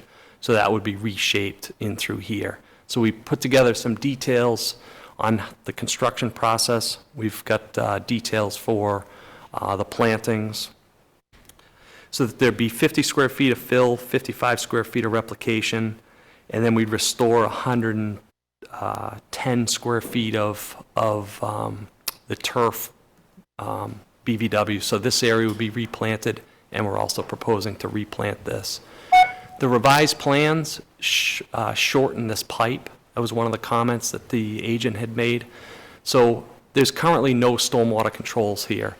So what we'd propose is a catch basin here, deep sump catch basin, pipe, and then it would discharge to, it's currently proposed here as a bioretention swale. That would be elongated, so essentially doubled in size. So any water that comes through that culvert, drops into the deep sump catch basin to provide some water quality improvements. That would be able to discharge through the pipe, through the bioretention swale, and then through this wetland system before reaching the lake.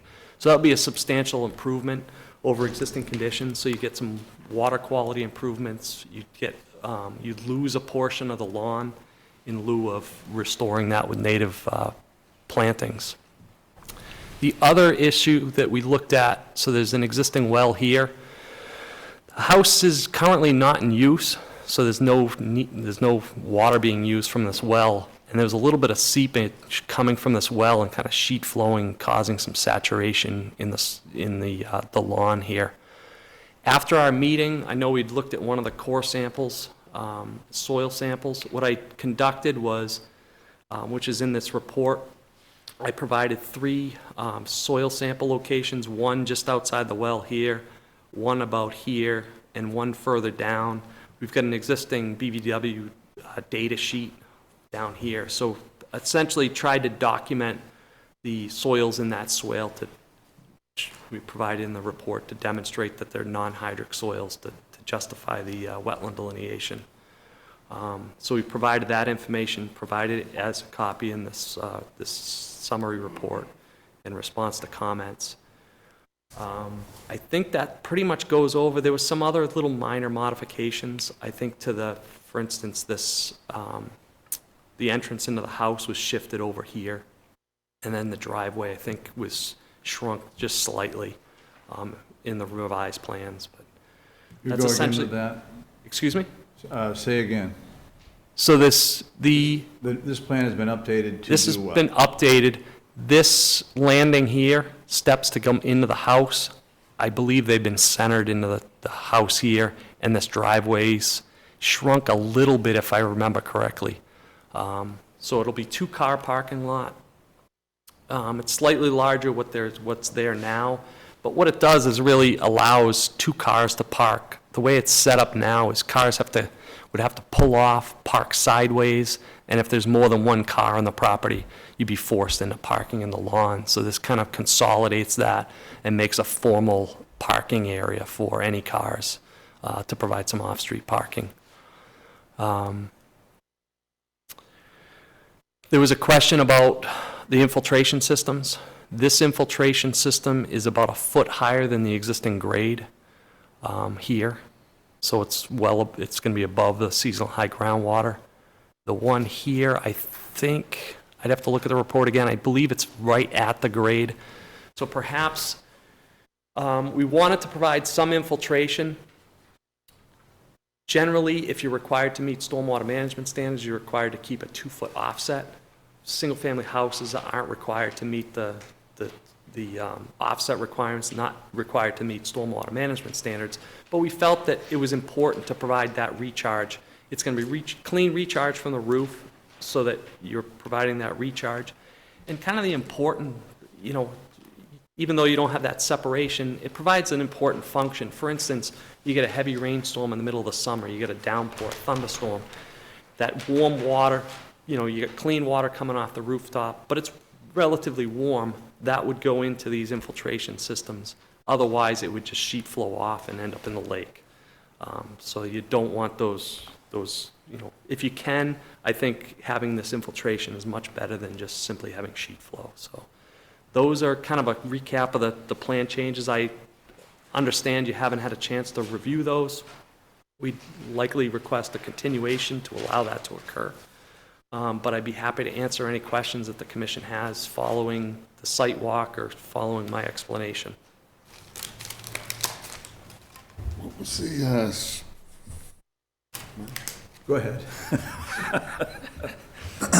what was the proposed structure? You're going to put a foundation in, is that right? Or are you going to raise, I thought we talked a little bit about that when we were out there. So it'll be a crawl space. So it's not going to be high enough for a full foundation. So I think it's a 4 or 5 foot space. It'll be a concrete slab. There'll be an area where they could put like canoes and kayaks in the winter. Yeah. So, the frost wall foundation, slab foundation, Yeah. kind of elevate the house a little bit. Because this is the last house on the street, all the drainage comes ripping right down here. And for those that weren't on the site walk, most of the drainage actually right now comes down the street, sheet flows across the driveway, and winds up like literally right at their front door. So what elevating this house and elevating the driveway does, allows water to come through this pipe, get some treatment to flow down this side. Alternatively, water can come through underneath this culvert and then flow through the wetland down here before reaching the pond. So I think it, You got a pretty Long-term- aggressive hill right behind you there on the Right. other side. the hill Yeah. goes, it's probably goes up 50, 60 feet on the other, or Oh, more. at least. On the other side of the street. So I think it's really an improvement. It's not a huge increase in house size. Like I said, we went through and did an analysis, compliance evaluation per the local bylaw regulations to demonstrate that it complies. We're pulling the house further away from the lake to make sure that we've got a minimum of 50-foot offset. So I think all in all, it's a substantial improvement over the existing conditions. And that's all town sewer through there? Correct. Correct. Not water, though. What's that? Not water, sewer only. They pull the water from the lake, from the aquifer into the lake. Becky, you have anything? Yeah, and I was going to say, you know, being out on the site, there's really a lot of saturation in that area of the well that I think has been happening for a very long time on that project site. I think that, you know, there is a concern with that area, developing near that area, and then just, you know, getting some more information about that area as we're getting into the growing season here. I think that's important. And I think that, you know, because there's disturbance on the site and then recent disturbance with the vegetation removal that was done out there in the fall, I think that it should be looked at a little bit more into the growing season. Also, we have that replication area. I think it would be useful to get some input from someone on the replication design. There's new standards that came out from DEP on replication areas, as well as new BVW data sheets. So I think that it would be useful just have an independent party come in and help us get a better idea of reviewing those resource areas and providing input on the replication proposal and the project design with the standards. Okay. Eric? So I know you're going to ask for a continuance, so I get a chance to take a look at the plans, but was there any alteration to the footprint, the envelope of the house itself, other than moving kind of that? No. Okay. So we're still talking about increasing the lot coverage and the structure within the 25-foot and also, or of the bordering vegetated wetland, not obviously of the lake, and increasing between 25 and 50 feet. That hasn't changed, correct? Correct. And the lot coverage is still going to be increasing from 8.1% to 14.2? Correct. There's no plan changes there? Okay. You're up. Anything? No, she brought up the stairs, and Okay. that was a... Nothing? But it's an interesting dilemma, because it's a tough site. It's a hillside runoff that we're looking at here. And it's critical to Big Allen, because there's two of them, and this one's coming more of a straight down, and this one is coming some straight down, but also coming along the street and down from in front of the house next door. The actual yard, you know, you can do what you want, but like he was talking about, this, is that the well there? Yes. The well? The well is such that it's a surface well, and it was getting so much water at one point in time that it has perforated sewer pipes coming from it under the lawn and going down into the lawn. So, I mean, I don't know how we handle it. You know, going in and auguring and saying what it is isn't what it was or what it should be. So, those are my only comments on it at this time, but we need to take that water from the hillside and put it in the lake as cleanly as we can. So you may be working right toward that now, I don't know, we'll see, but how it goes from there. That's Is this my something only comment. specific you're looking for? No, I'm looking for clean water in the lake. And I think this Well, that's what I said, you may be working toward unquestionably it, but you know, that's, provides an improvement. okay. Are we going to do a delineation? That's up to you. Well, we have new information, we have a new plan that's been submitted Yeah. tonight. We Right, haven't so we'll seen take a it, look at so- that, all right? But you want to have soil evaluation, so... I think it would be useful, and I think it would be useful to get input on the replication area as well. All right, so you'd like a continuation? Well, I guess, you know, this is the second meeting we've had on this, and then now we're just hearing that potentially you're looking for additional input. Are you looking for a peer review consultant? Essentially, yes. Well, the The first second hearing. meeting, we hadn't seen the site. Well, you're looking to This continue it. meeting. If we need to, move this thing forward. So if you're looking for a peer review consultant, I suggest that we do that sooner rather than later, if the commission feels that that's required. Well, we've got a new set of plans that we haven't looked at. Well, I don't think it's gonna change that, so I agree with Scott. I think if you want that additional information about that, you should ask for that now so we can start that process for them.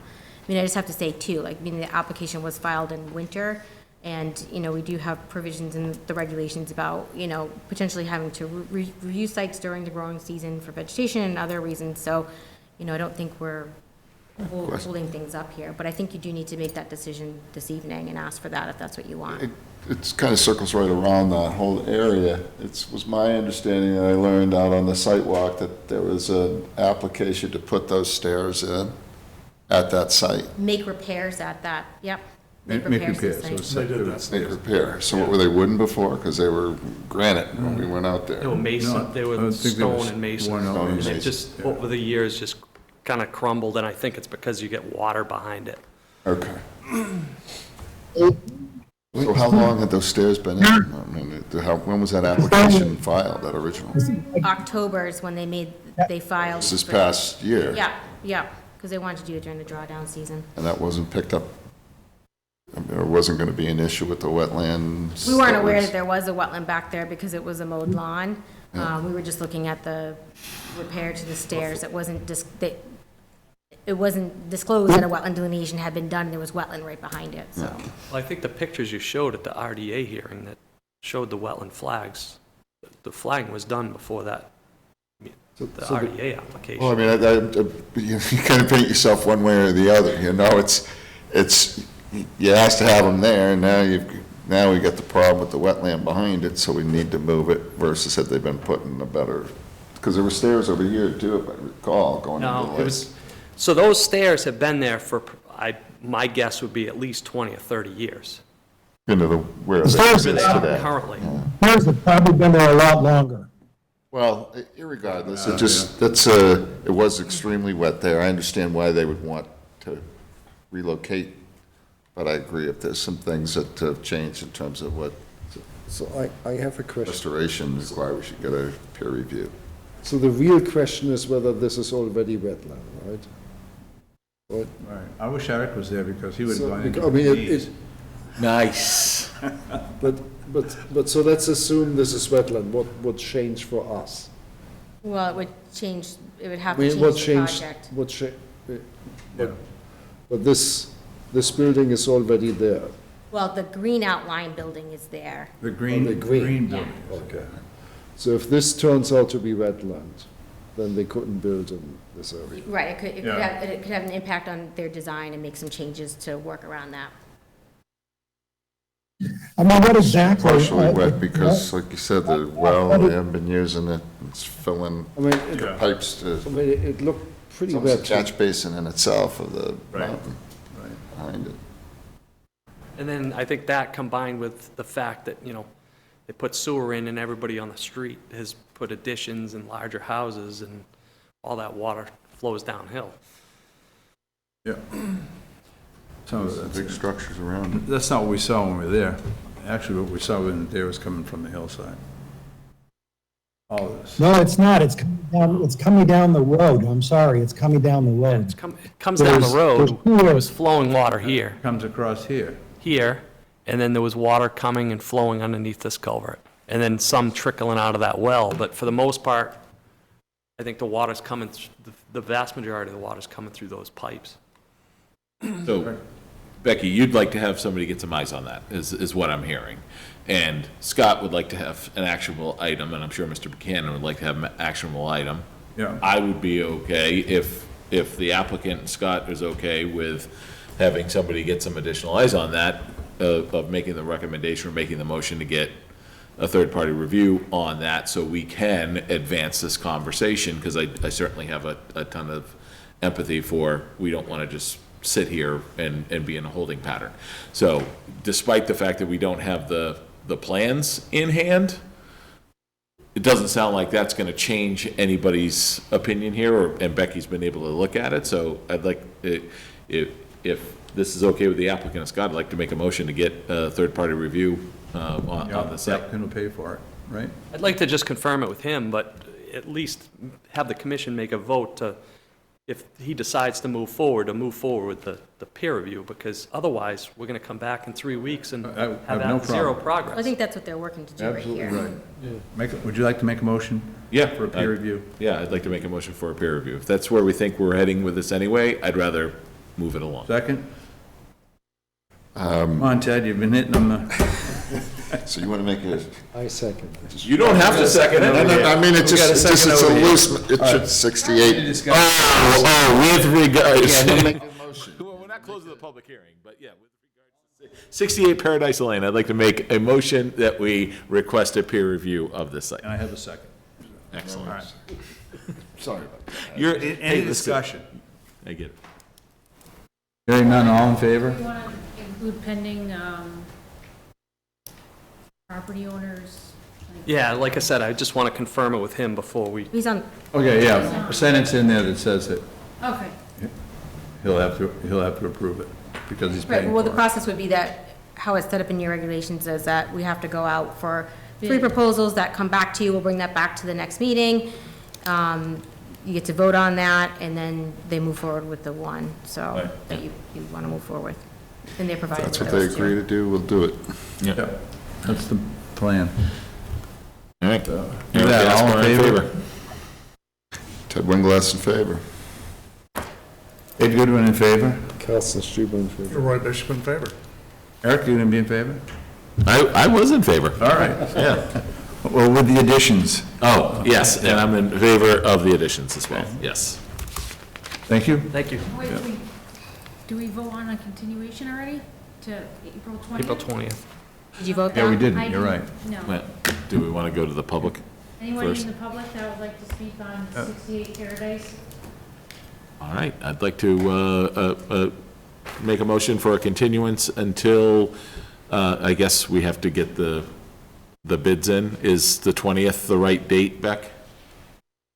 Yeah, Well, I think that. that's the best we could Let's do. do the 20th, so it doesn't push it out further. And Until we'll get April the 20th. request out right away, so. Yep. With regards to 68 Paradise Lane. I'll second that motion. Any discussion? All in favor? Thank you. Eric Gaspar in favor? Ted Winglass, aye. Carlson Struble in And Ed Goodwin in favor. All right. So now we are on to, We're on to number 9. However, Mike, we had you at 8 o'clock? And you came? Yeah. I'm sorry, so we just put it to the next one, because you weren't here, so, sorry. And I'll give you a call about that plan you sent in soon, okay? okay, So now we're on to number 9. number 9.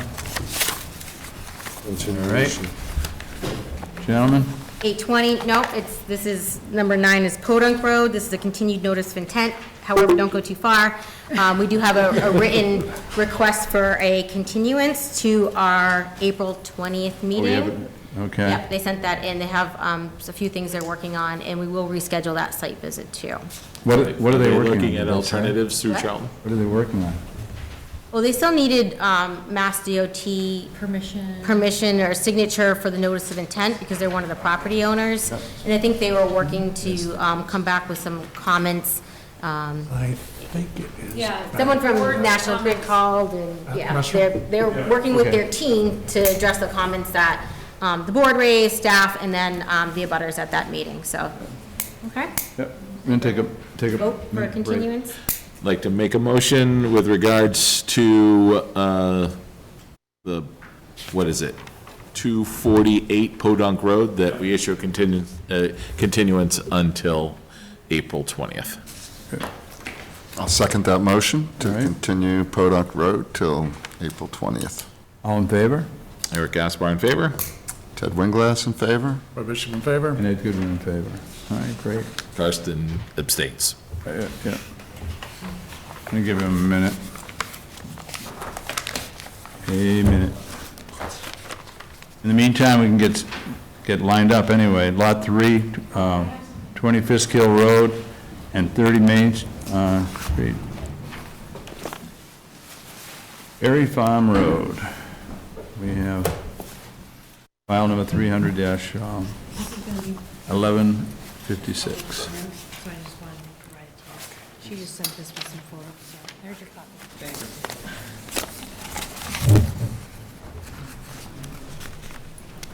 All right.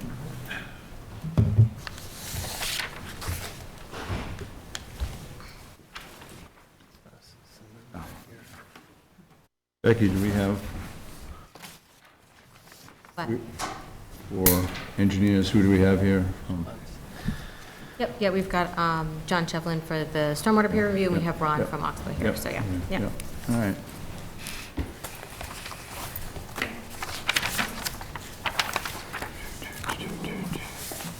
Do you want to open the public hearing, Ed? I thought I just did. I can do it again if you want. Public hearing for Lot 3, 30 Fisk Hill Road and 30 Main Street. Future road named Berry Farm.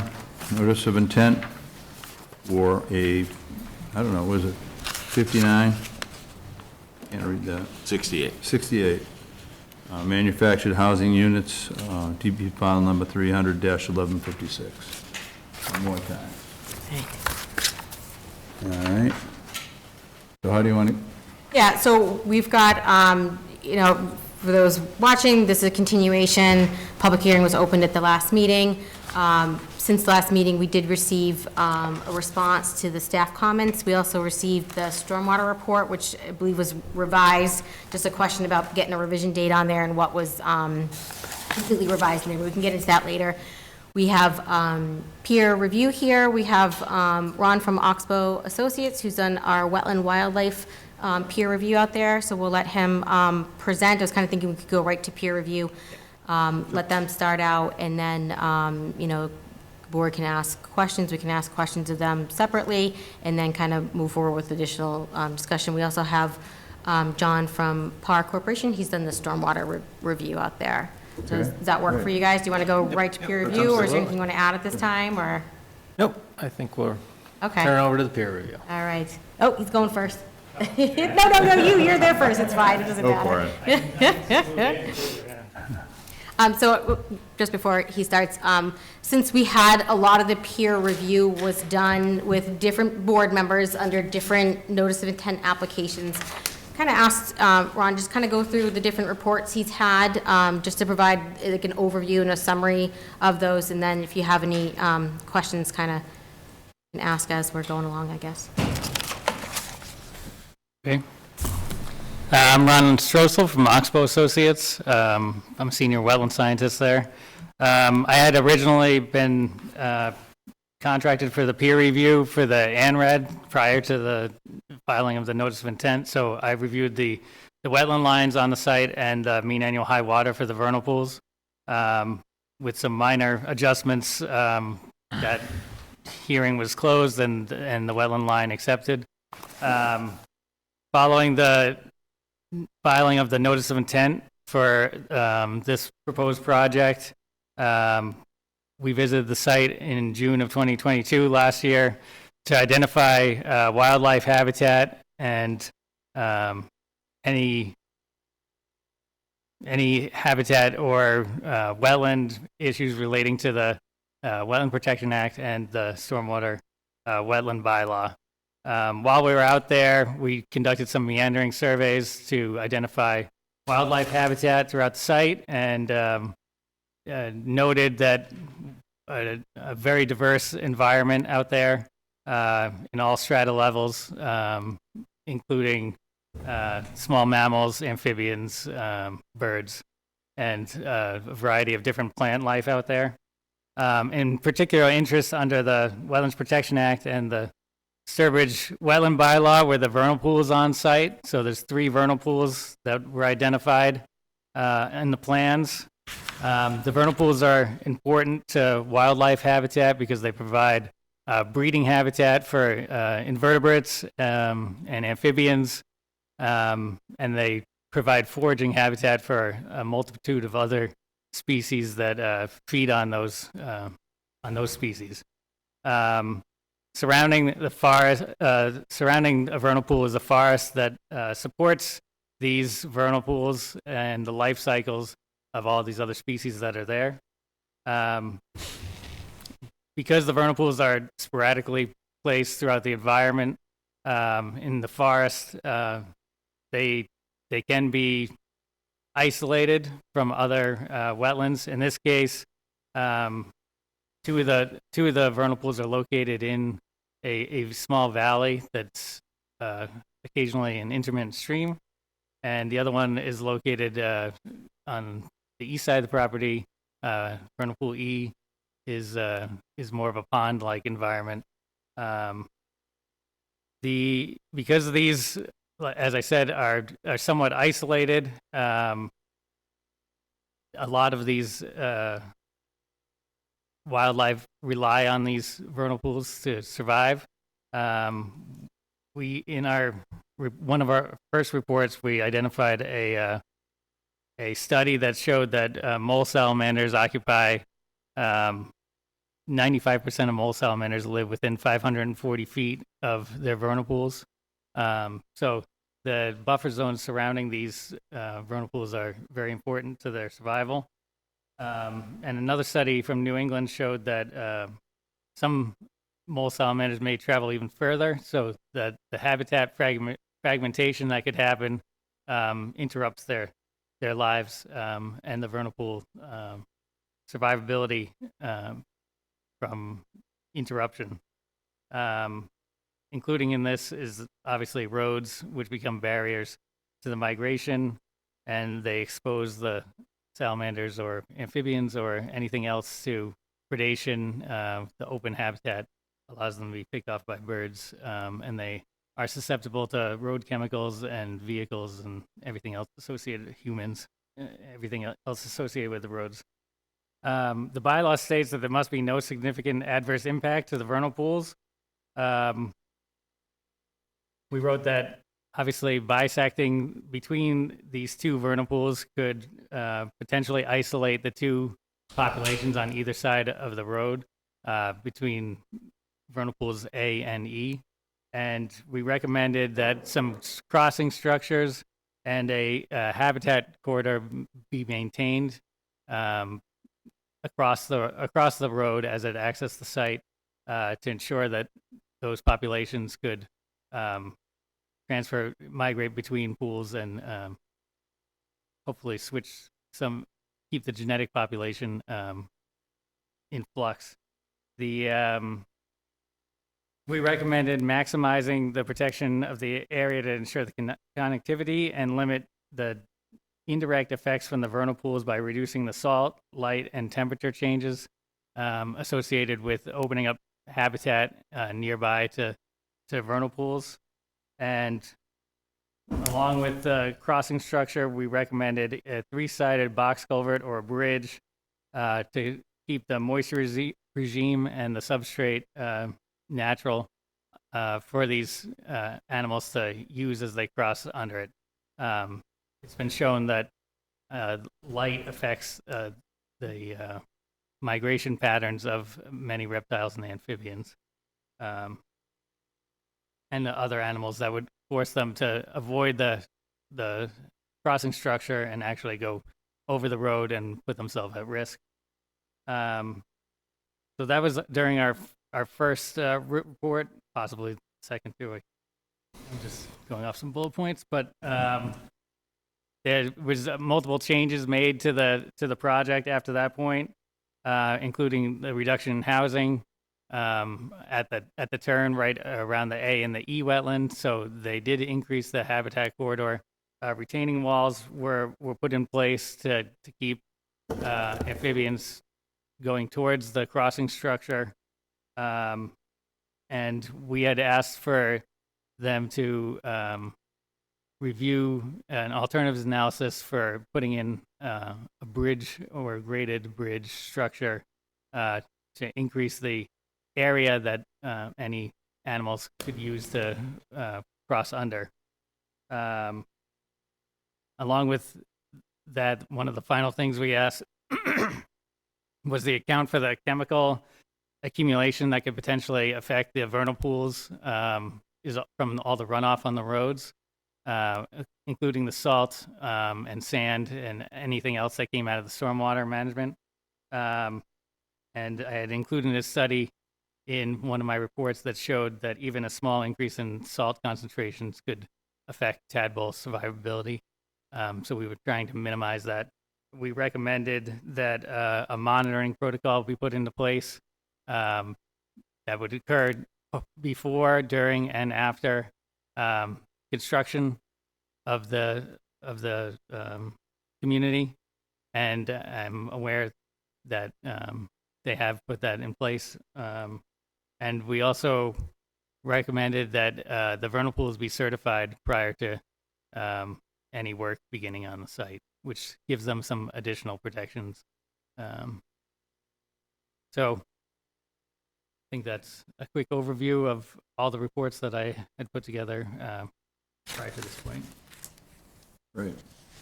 Eric? So I'm just curious what is the substantial difference in layman's terms between a three-sided structure and the four-sided structure with the naturalized bottom with an O&M plan that is being proposed by the applicant? So a three-sided, obviously you don't dig up anything that's already in between there. So it'll hold its natural conditions it'll just hold its natural conditions better, including its moisture regime, the existing soil that's already built up there, the organic layer. When you put in a four-sided box culvert, you literally have to rip everything out, put the structure in, and then take all the material that you put out and try and replicate the existing conditions that were there. So it's really, it's not as natural as a three-sided box culvert would be. What about the structural integrity of the structure itself? I would be don't know concerned. if I'm I'd be qualified concerned for that. about the three-sided, that we'd have a greater potential for failure, which would negate any of the additional benefits. Do you have any? I don't think I'm qualified to answer that. Yeah. Okay. This side is what's used for like the stream crossing standards, so they are used, they're engineered, and it would be engineered there, so they are used in a lot of situations, so. Yeah. Do you mind if I just Sure. jump in? To Ron's point about level of disturbance, we do have utilities going under the roadway footprint. So three-sided versus a four-sided, that footprint will all be disturbed for the utility installation.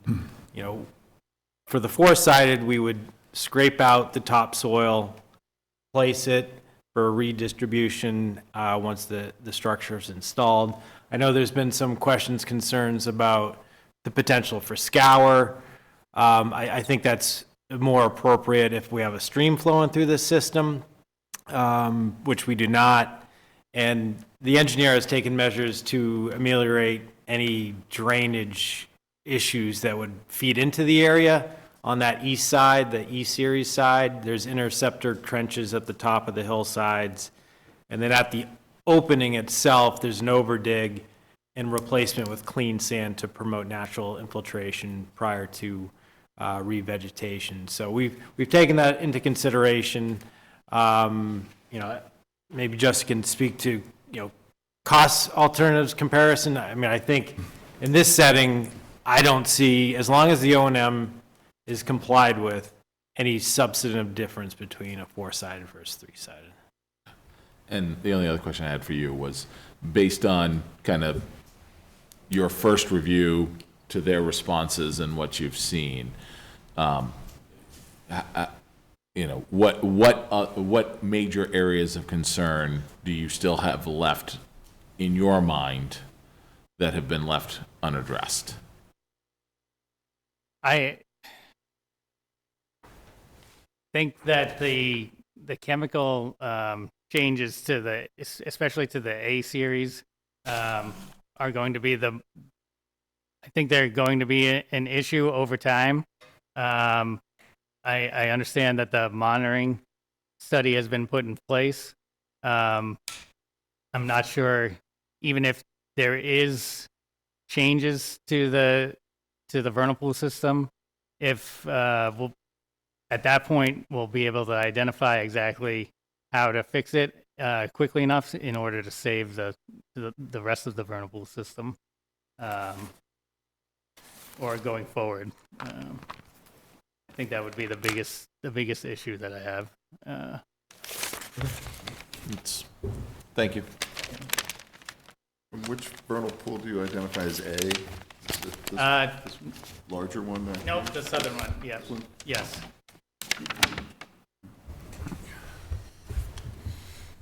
I have to clarify. Currently, you propose no construction or disturbance in this area at all, Correct. except for the roadway. Roadway, which I think at the closest point is 197 feet from the vernal pool. In this area here he's talking about.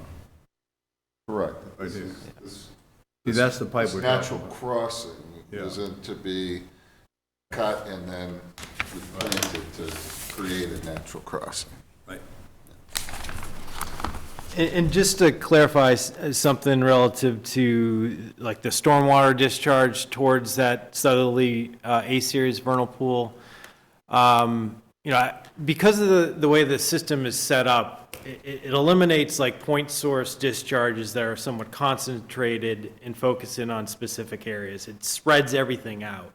So in reality, what was discharging as an overflow potential towards that vernal pool is relatively a small section of the roadway because it's all spread out and dispersed. So we thought, that's an innovative design to avoid a concentrated point discharge. Carson, did you have a question? Yeah, in your report, actually, you mentioned, and I think that's very important, the 200 feet buffer zone according to the Sturbridge, which is almost like becoming a no disturb zone insofar as vernal pools are concerned, correct? Because, 100 feet is no disturb insofar as vernal pools are concerned, but 200 feet is, it's also can be extended or right, so it's almost becoming, it's not just a buffer zone, but it's like a resource area then. Yeah, under the Sturbridge bylaw, Right, so, these are, so can be under, extended, the resource area. so can- under what condition can it be extended, or should it be regarded to be a no disturb zone? I wasn't fully clear, but it seems that the 200 feet zone insofar as vernal pools are concerned is more important than, as ordinary, in comparison to ordinary wetland, right? Because, So I think what he's saying is that it says that the 100-foot no disturb setback can be extended to 200 feet. and so the question is, it seems in your report, you suggest that we should extend it. And so the or that the condition, under what conditions? This is just arbitrary for us, because all of this, I'm concerned about that, right? So all of this is completely in the 200 feet kind of. Right. Right, so, and so the question is, that seems to be a little worrisome, because it's in the, it's very close to the vernal pool. And it would be better if it wouldn't be in the 200 feet zone, right? Yeah, objectively, without comparing any project that's in the 200-foot buffer zone to something that has a 200-foot protection, is obviously the 200-foot protection is going to significantly outweigh anything, protection to any of the species that are using those vernal pools. So let's say it this way, if the Sturbridge bylaws suggest that we shouldn't have significant impact on the vernal pools, then there shouldn't be anything built in the 200 feet zone. Right? Right. Okay. Thank you. Just the crossing area, do we have any experience with that? Do we have any precedent inside? Do we have Sturbridge? actually pictures? I don't understand the difference between. They did, Well, we have some cross-section details. I mean, certainly, we could send some photographs of what that looks like. Yeah, we did ask the question, so Ron's report had some different options in there. They did include an example that Natural Heritage approved for mole salamanders, and there was a turtle species, I don't remember which one. And the one they're proposing is larger, but it is, right, a four-sided versus a three-sided, which is what the state required for that. But otherwise, we don't have anything, one of the questions, I think what you're getting at is that we asked before, like, is there any studies that are done that show that, these four-sided with this recreated natural substrate, that that animals are using that, right? Is that what you're asking? Right. Yeah, I mean, and also, just the size. I understand that you've moved the structures out to enable the crossing, but do we know that that width is sufficient? I know it's better than having a house there, but is it sufficient to support the migration from between the vernal pools? So I was just trying to pull that thread. Ron? Yeah. Did you answer to that? What was the question? I don't. Is it wide enough? Wide enough? Is this wide enough to? Yeah, is the structure wide enough? Is the quarter I know good it's enough? better than the way it was. Yes. But is it sufficient? Is there some, do we know that it's 10, not 20? Is it? I don't know if I can answer that exactly. There's no guarantee that mole salamanders connect between each wetland, or if they go specifically through that exact spot, which may direct them towards lawns anyway, regardless of which direction they go. And there was some of the retaining wall was tried to put there to kind of force them towards the crossing area. But like I said, there's no guarantee that they're going to go exactly where they're supposed to and go through the corridor itself. Not trained animals.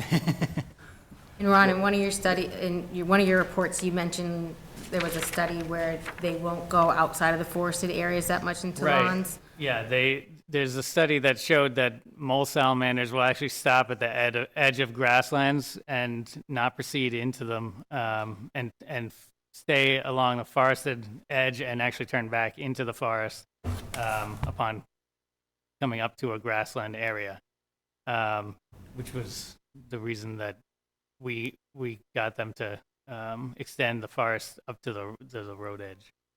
Yeah, and just to elaborate, so if you remember earlier on in the design, and some of the members who weren't there, we had previously had a wider revegetated slope. We tightened that up to maximize the undisturbed corridor. And the species mix that we've selected within, that's going to be temporarily disturbed at the inlet and the outlet, top and east and west of the crossing structure, does have shrub species in there to help naturally restore that to a vegetated state. And again, it's 140 linear feet on the west side and 110 feet on the east side. And again, we're talking about a roadway that is, in essence, outside the 200-foot buffer zone. Again, the 200 foot's here, and then the 200 foot comes up and clips like 3 feet of the edge of the roadway on the west side. So we've endeavored to maximize that corridor, maximize the potential for species to utilize it. If you build it, hopefully they will come, but there are no guarantees, but there's no guarantees under existing conditions that there are species currently, migrating between those areas. Based on the science and the data, it's likely, so we're promoting that. Ron, a couple more. This is a 41-acre site. Approximately 29 acres of it, what would you see? is going to be completely leveled, completely excavated for the housing development, right? What impact does that have on the vernal pool species? You said light. I mean, if you look at this, you said light is not a good thing. You're talking about light. All, I mean, you know, they don't have any trees there. The trees are gone. So have you seen any studies on the impact of developments to vernal pools? And the second thing is, what depth do these species bury themselves to for winter and so forth? Is 6 inches, which is what they're talking about in the underpass, enough depth for all the species we're talking about? Well, yeah, I'll answer that one. I think the likelihood of it actually hibernating in the culvert is probably pretty low. They're trying to find cover objects and existing crevices that they can kind of dig into, but yeah, it would generally be in the top 6 inches or so. To answer your second question, to all of that area, especially during construction, there's always the possibility of sedimentation or erosion coming down the hillside and then ending up in any of the wetlands and then affecting the vernal pools, especially during the early spring when everything is being used. Okay. But it is a lot of area. I know it'll be phased. I didn't exactly have a look at the phasing schedule, but does herding work? In other words, these walls along here? I think those are detention basins. Correct. Those are larger rain gardens where some of the smaller rain gardens go to. The first wall is over here. This on these two lots right here. So there won't be. So they'll be trying to go up into the backyards, basically. It's possible, yeah. Yep. But at the same token, they don't go into what? They don't go into open lawns, so right. Yeah. They will makes sense. Turn around, yeah. All right. Anything else, Ron? Unless you guys have more questions, no? Do you, what other areas would you, you're just a species guy, right? Generally, yeah. Okay, good, all right. Anybody have any more questions? Anybody in the audience have any questions for Ron? Go ahead.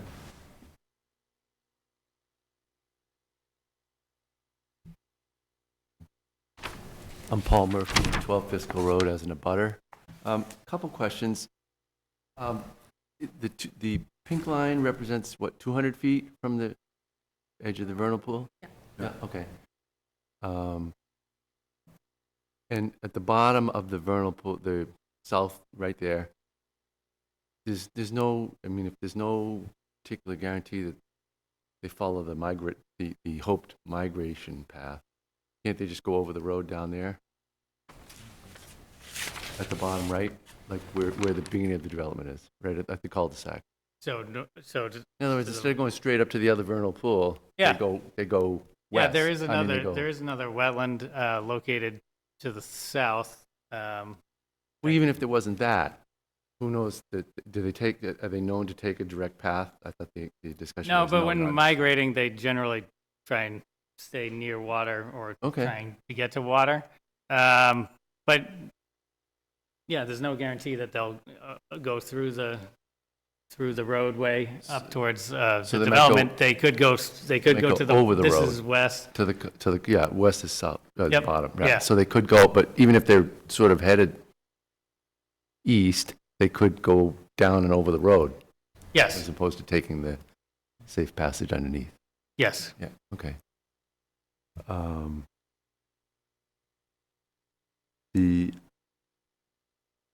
The other questions are not for you. Okay. Thank you. And I know we've talked about this. just the overall breakdown. Again, this is not a black and white performance standard. The performance standard is the project going to result in a significant adverse effect.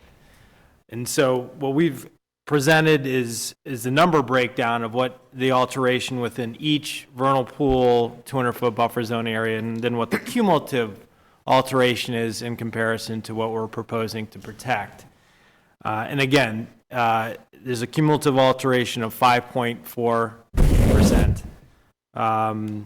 So about 26,000 square feet of alteration, permanent alteration within the 200-foot buffer zone to the vernal pools. That's 0.6 of an acre in comparison to what we're proposing to protect in perpetuity is 11.02 acres. That 11.2 acres is going to be available for terrestrial upland habitat for the vernal pool species. And, you know, in addition to that, in the summary report, we did note that there's an additional 6 acres of wetlands, but also an additional 7.2 acres of upland beyond that 200 foot that are going to be permanently protected. And we do have an update on the open spaces. Are you testing my committee to see if we read your report? No, just, I know you all do your homework. Yeah, maybe if we don't have any more questions, we can move to John Shevlin and do his stormwater peer review. Yeah, sure. That's Becky speak for it's 9 o'clock. Can we move this along?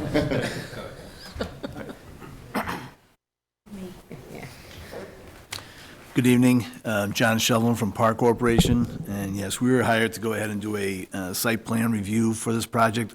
So we looked at the site layout, stormwater design, and also traffic in the earlier phase when they were going in and getting the subdivision plan in.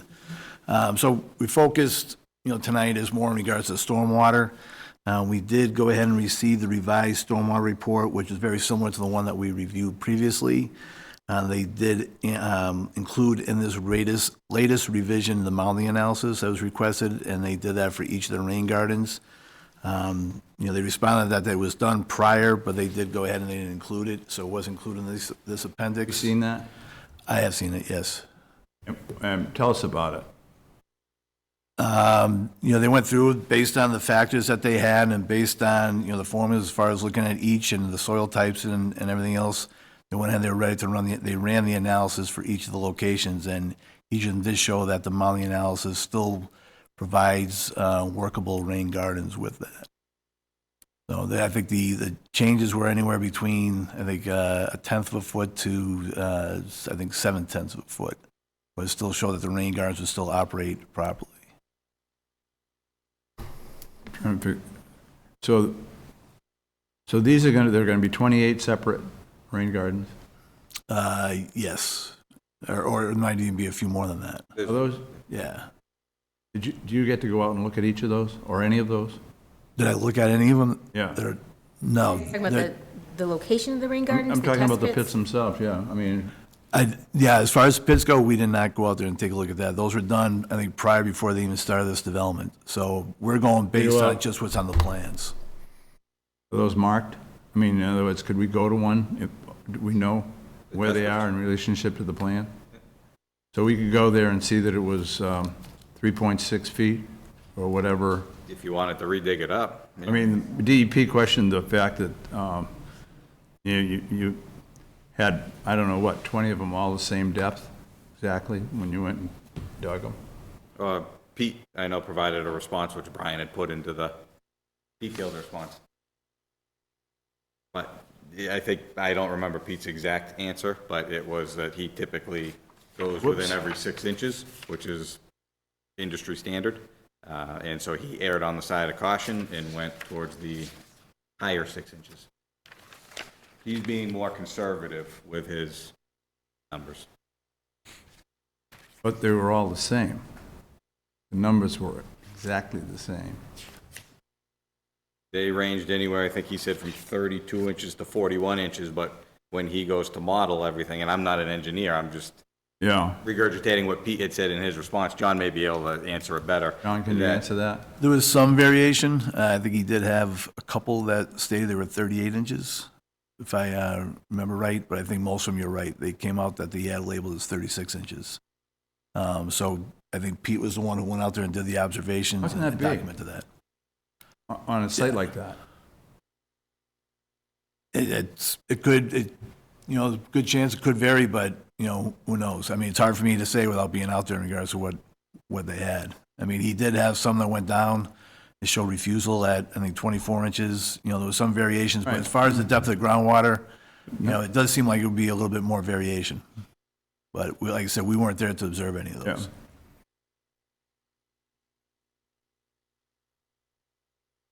Anybody? Yeah? So we've had some public comment and concern about the stormwater kind of rolling off-site and causing impacts across the road and other developments. And according to the, you know, the applicants, the performance standards and the rain gardens should keep everything kind of similar to what it is today. What's your opinion on the impacts beyond this site and into other developments, John? If you could Yeah, just so give- they say, they went ahead and they analyzed 8 discharge points as part of the stormwater design, which when you look at the grading, that seems to be accurate as far as where the stormwater is going from the site. As far as their methodology and what they used, they used, you know, the software package they used to go ahead and do the modeling and the analysis, the factors they put in there for time of concentration, infiltration rates. You know, the one ahead, they ran the model. The 8 points that they looked at, the existing conditions versus the post-construction conditions, you know, with the design, with the rain gardens for attention, for some of the stormwater detention basins, where they're going, it does show that to those points that they're having, that they analyze, there is a slight decrease. So they're not increasing the runoff. The design does go ahead and slightly decrease in regards to the peak runoff. But basically, we're talking status quo. It's So if there's a right problem there. today, the problem's is going to exist, but this development isn't Won't going make it to worse. make it worse. Yeah. Okay. And that, you know, that quite honestly is a state law. You cannot increase runoff onto abutting properties and. And you feel confident in the Based on the analysis? modeling and based on the information, yeah. Okay. Thank you, John. Yes. Nice job with that. Can you explain, so people understand, when they do the modeling, the state requires it's based off certain storm events, right? So, Correct. you know, and I appreciate you did include the NOAA data. I missed that because I was just looking at the methodology on there. But, so the state requires that certain storms are looked at and modeled after, right? That's correct. Yep, and when you're looking at infiltration, there's a certain storm event that you have to model that for. Yes. And what's the storm event for the infiltration here? I think we've talked about it before, but do you remember? They went in, the 2-year storm was done for the rain gardens. Yeah. And there was a question in regards to, will these, because the latest NOAA that they use as far as the rainstorm events is the most current. And I know there's a question in regards to there may be talks as far as these, and they get revisited every few years and determine what that fluctuation is. This is the latest and greatest, so it's hard to go ahead and say, you know, what's it going to be when they finally come out with that. Right. So I think this is what's being used by, you know, the mass state agencies as far as the designs, and they're using these numbers. So a 2-year storm event will get infiltrated, but if we had a 10-year storm event or a 100-year storm event, only that 2-year will get infiltrated, the rest will run off. Right. So what they're required to model for is that 2-year, but we do have storm events that are bigger that do run off, and it is the standard, but, you know, just trying to demonstrate that there will be runoff of the site, that they don't have to model for those bigger storms. And that's the standard for all sites, but you will have that. And the runoff for all those storms do match the existing conditions closely, or a little bit less. Where they're going, yeah. So rain gardens, where do we have rain gardens around here that are on hillsides like that are working? You know, the only areas I've seen rain gardens have been being installed is along a lot of street corridors in a lot of areas. In the private site designs, I know they've been done. I don't know any that have been constructed, but I know a lot of roadway projects now are going to green development. And instead of putting in stormwater structures, they are going ahead and using rain gardens along roadways. They also provided, because we had a question for this when it was in front of the planning board as far as getting some examples. And I know they did find some research, I think it was from University of New Hampshire, and I think there was another study. I called UNH. I wasn't able to get a hold of anybody up there. Have you got anybody up there that you can give me that? It was included in the package that we received for the planning board submittal. Was there a number?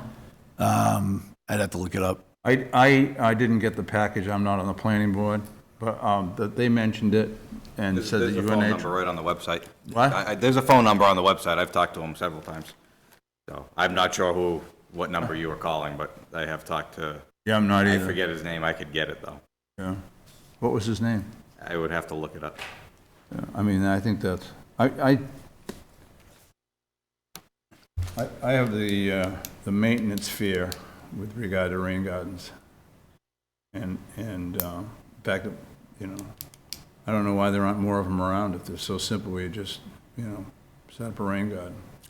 I think you are beginning to see a lot more. They are getting to be very I'm common. not yet. I haven't yet. I mean, yeah. you're in the business. Yeah. So I don't see them. Yeah. One of with your maintenance question, one of DEP's previous comments was they felt that it'd be hard to sustain vegetation with the low ponding levels within here. Most of these ones that are like in between the houses are 4 feet wide, and then the overflow surface is at 6 inches, so they'll pond 6 inches. Any concern about them functioning and the concern about, you know, sustaining the vegetation in those? Yeah, I mean, as far as functioning, I see them, you know, because they are being accepted and being incorporated. I have seen them work properly on roadway projects. But aren't they just detention basins? More or less, they're going in. They are going in. They're detention and they're infiltrating into the ground. So they are just storing the water, you know, temporarily. Filtration basins. Right. But as far as vegetation, like I said, I mean, they're not planted? there is plantings that go in there. Yeah, okay. So there is landscape plantings. I know there's, like, I'm not a landscape architect, but I know there is plantings that I've seen and put in that have survived over the course of several years. Don't ask me what the plants are. Don't ask me about salamanders or where they go, and don't ask me about plants. Some of the literature that I, online that I read, said that they don't work on hillsides. I'm not sure about that. You know, I'm sure that they said they don't work on hillsides. no, I'm not- Advised me yeah, not to yeah. put them on hillsides. I haven't witnessed that, and you know, I haven't. To be honest with you, I don't know if I've seen any circumstances where they've been on hillsides. I think it's important to point out, though, that this whole site is a hill, yes, but as we have described from the beginning, with the construction, it is a flat area that we will be constructing these rain gardens on. And there's a whole plan to excavate out, put in the proper material, and make sure that they work properly. So I don't know if it's I'm not an engineer, but I don't know if it's a fair comparison to say that these rain gardens are being built on a hillside. They're being constructed on a flat, level area. Pretty much to, I think once you get beyond the structure of the house, I think that's when you start the backside. That's where you start getting more of a sloped area. I think the sites themselves are going to be relatively flat. I mean, I'm just wondering, I mean, you always are supposed to look at alternatives, right, in these kind of contexts. There are lots of houses with a lot of roofs, which create a lot of storm drainage. Wouldn't it be better to, and each house is basically an apartment. And so it reminds me of a 1950 kind of settlement, but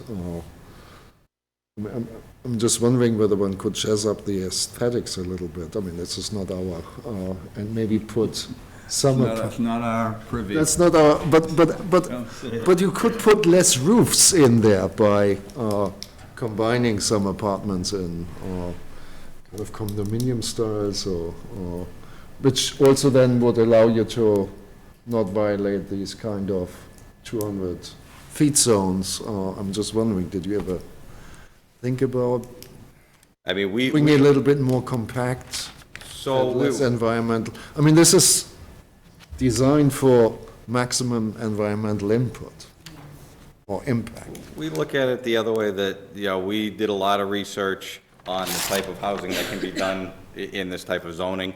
You obviously have single-family, you have condominiums.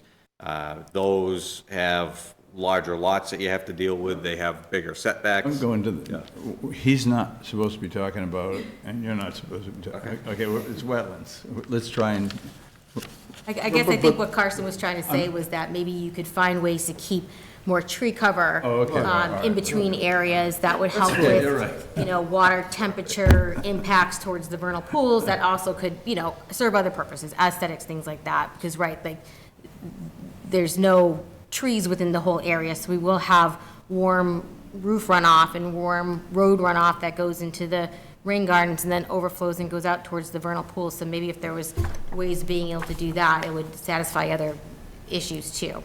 That good? All right. all right? Anybody else on the board? You don't have a response to that, or no? You're not interested? I would have to ask if there's any studies, I guess, that prove that having more trees would create cooler temperatures coming off of the roadway. I'm not a. Oh, yeah, absolutely. Yeah, the shade on the roadways. Yeah, we can tell you that. Give it one. That's absolutely, because we deal with it around the lakes. Absolutely. And they would even be better for the retaining of the water. I just got one other question, going back to DEP's comments. She made a comment that the test pits need to be in the locations, the areas where the infiltration is. I went back and kind of looked at that, and they're scattered, and, you know, it was an existing conditions plan that showed the test pits, and they weren't really lined up. Because, is she saying that everywhere you have a rain garden or any other stormwater structure that provides infiltration, you need a test pit at that location? I think when you read it, it is written that way. I'll be honest, when I did the review, I saw, you know, a series of, like I said, 33 test pits that were spread out, so I was kind of working between them. But I think when you read that, I know one area that I thought that we should probably get additional test pit information is at the infiltration basin. There wasn't really anything in that area, definitely, but I was looking at, you know, a lot of the areas along the roadway, there was some, so I was looking at, and, you know, going back to this point, it was very consistent in regards to what you found, so I thought, you know, in those areas between those, that would be somewhere in that area. But I think, you know, you're right, when you read it, it does mention in regards to, in areas of that, you should do a test pit, so. That was my question about that. And then one of the other things that I had asked, and I apologize, because I had a lot of stormwater questions that came up. I took a workshop through MACC with the hydrogeologist, and he talked about groundwater and stormwater analysis, and he gave a whole list of questions. I spared you most of the questions he said you should ask, and one of them was about the mounding analysis. That wasn't included that we got, and then also about monitoring wells in the basins. You know, I didn't see anything, and it also included, you know, you should have those per certain criteria. I don't have it all in front of me, but, and then also with that in the O&M, what the requirements are for the monitoring wells. So do we have monitoring wells, or? From the response, so you want me to answer? Yeah. From the response that I saw, they did put it in the infiltration basin, and I believed Pete said they were going to be putting him in the final plans for the rain gardens. In what response was that in the stormwater report that just came? The 9-page detailed response that Brian submitted. The one that you just, that one, okay, so that's a revision that needs to get made? Into the site plan, so the rain garden detail on the plans, he's going to add the monitoring well. Okay. As part of that. And okay. then as part of the O&M. You'll update that? Yeah, it's biennial inspections and after any large storm events to make sure there's appropriate drawdown. Okay. Okay, so that'll get revised, plans will get revised to include that? Yeah, that detail, yeah. And then, you do think that there's one other area, the infiltration, basin, one of the infiltration basins that requires another test pit? Is that what? Yeah, the area where the, it's, you know, the major basin, you know, there was a test pit that was to the, I guess, to the south of it. That was more up on a hill. That's the area that hit refusal, I think, at 24 inches or something like that. But I figured that was up on a mountain, so maybe that's why they hit rock. And then there was one that was to the north of it, a little ways. You know, that had, I think, it was like, you know, the 36 or 38 inches. But I think something for that bigger basin, I think there should be more test pits in that area, just get better information.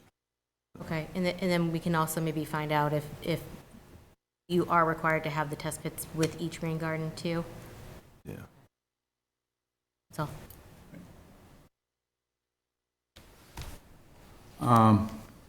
The audience? Good? Use the mic on.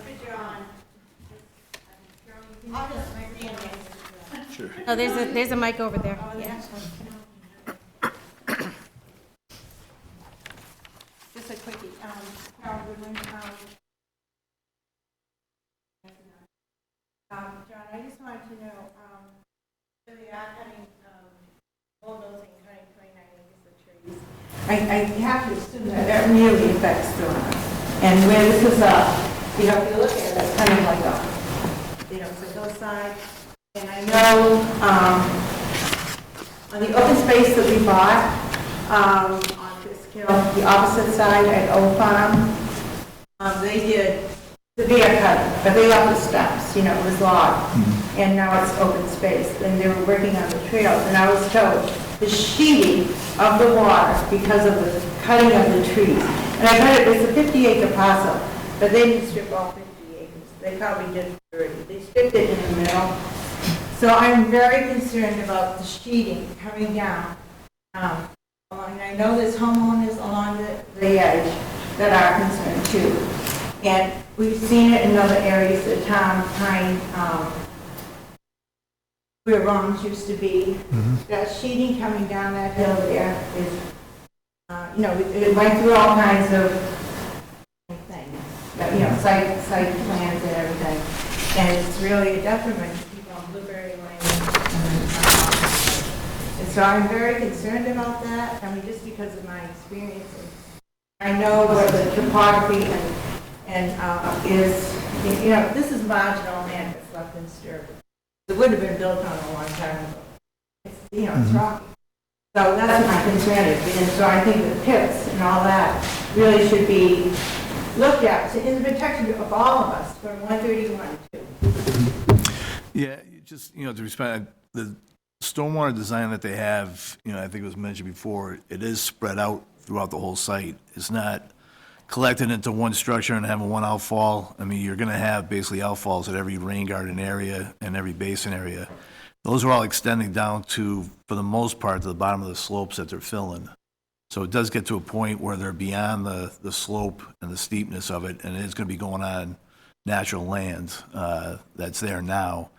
They are going to go ahead and have those outfalls, they'll have level spreaders at the end of those, which is going to help spread the water out in that area once they come out of that outfall, so it's going to be distributed a little bit more. So there's not really from the way they have it laid out, I don't see any point discharge that's going to have a heavy volume of stormwater at a particular point. Anybody else? This is not really a stormwater question. That's okay. All right, it doesn't have to be a stormwater question, as long as it's a wetland question. Yeah. No blue lights.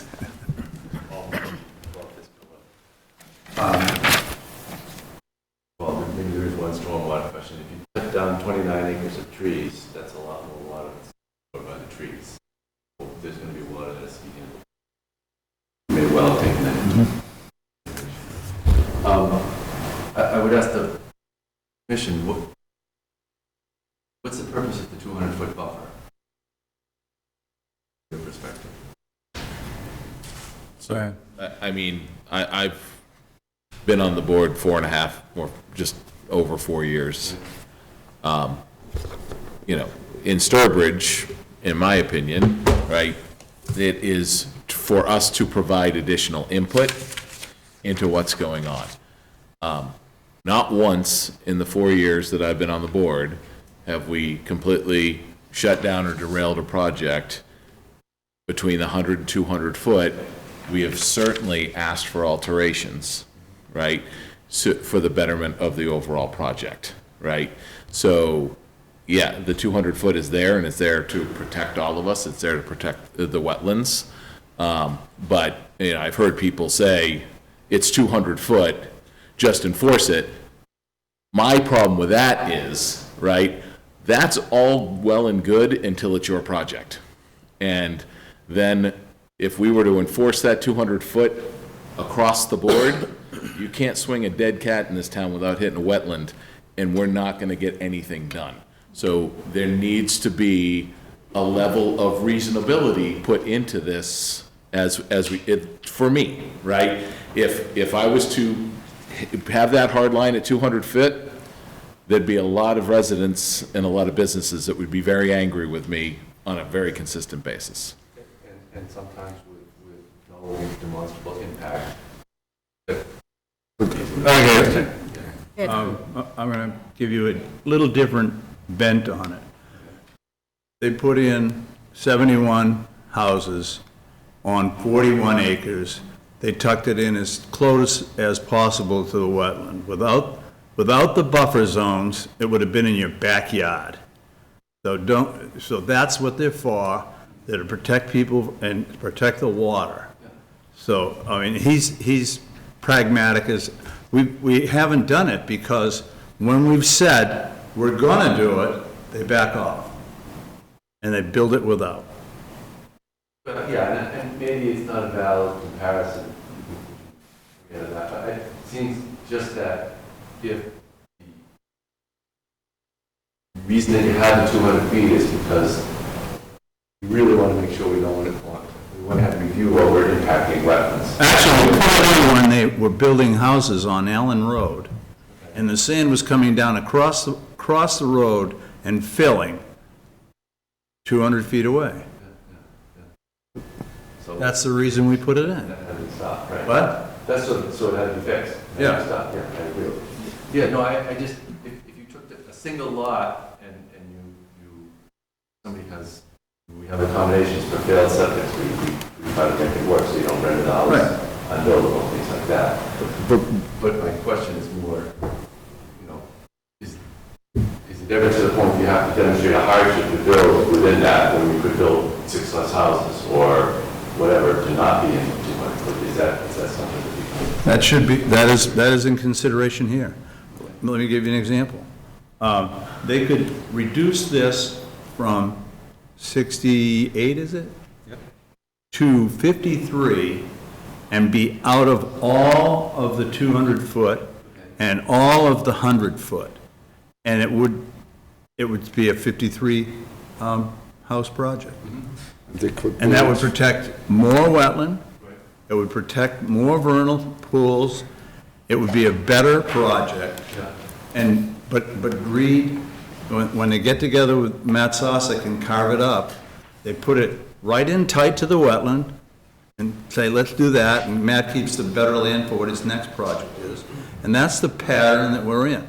So without laws and rules and without the Conservation Commission, it'll get a lot worse fast. And he's right, the whole town is wet.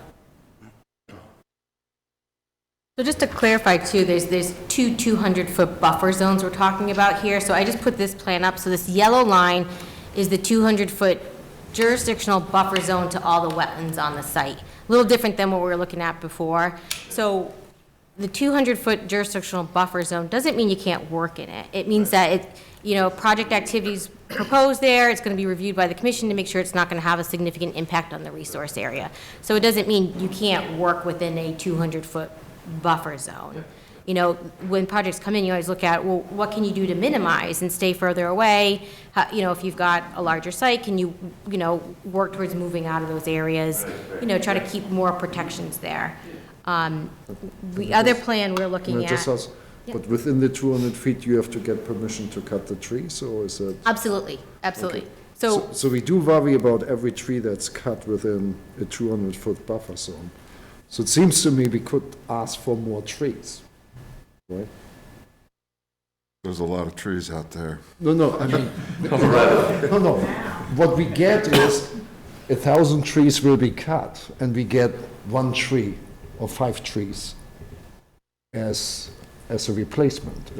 Is that about correct? We're not going to get any, we're going to do 1 tree. 1 tree per house. Right, exactly. Yep, there's 1 tree per house, and this was a previously logged area too, so I don't know how many trees are out there, but But it lots. was logged previously, so there's definitely fewer trees. It was logged Naturally was. previously and previously and previously and previously, for hundreds of years, Okay.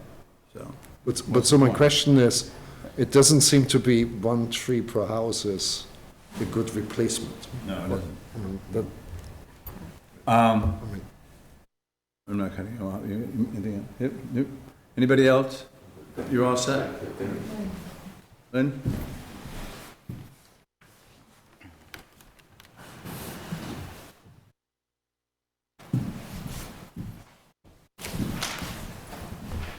Lynn Peterson, Ridgeway Farms, Sturbridge, Harper Road. I just want to confirm what Mrs. Goodwin said about the sheeting of the water and it flowing downhill. That's on a hill, and you mentioned the water coming off of the old area of Roms when they paved the back parking lot. The water sheets off of there, runs through Blueberry Lane, comes down to Farper Road. There is a river running through my field every time it rains. They've done all sorts of machinations to try to remedy the problem, and still, every time it rains, there's a river running through my pasture, to the point where this winter my animals could not even get out into their pasture because they had to cross a river of ice. So the sheeting and runoff is definitely a problem. And just to restate something, so this is not clear cutting 29 acres day one. This is a phased project that is being built out with a phased site-specific construction, sedimentation and erosion control plan. So there's measures in place to mitigate stormwater as the build-out occurs. And once the permanent basins get built out as well. So we can get into more detail on the phasing of everything. I know we've talked quite a bit tonight. We could save that for another evening, but, we wanted to give you an update on the open space that we had previously talked about. And I just wanted, before we do that real quick, I know, Mr. Goodwin, you had said if we had lost, I think you said 10 lots or 15 lots, we could create a better project. Better project to who? Right now, as we've said from the beginning, this project is filling that need of the more affordable, because I know, Ted, you didn't like the word affordable because it means something different to everybody, but a more affordable housing option for the 55 and older community of this town. Taking away those additional 15 lots, that changes the whole dynamic of this project. So who is it better for? There's an argument to be made for that. I could turn around and say, I have 15 to 20 people that call me every couple of weeks asking what's going on with this project because they're very interested in staying in Sturbridge, moving on to the next chapter in their life in Sturbridge, and they want to do it in a community like this. Yep. So there are two arguments to what is a better project. Right. Okay? They have their wetland blinders on too for conservation review, I know, right? we're just, just wanted to say that. So in regards to the open space, after the last meeting, I did have a conversation with Matt. Matt is willing to commit as part of potential or part of approvals for our project, work it into our order of conditions to donate that back portion that we always talked about.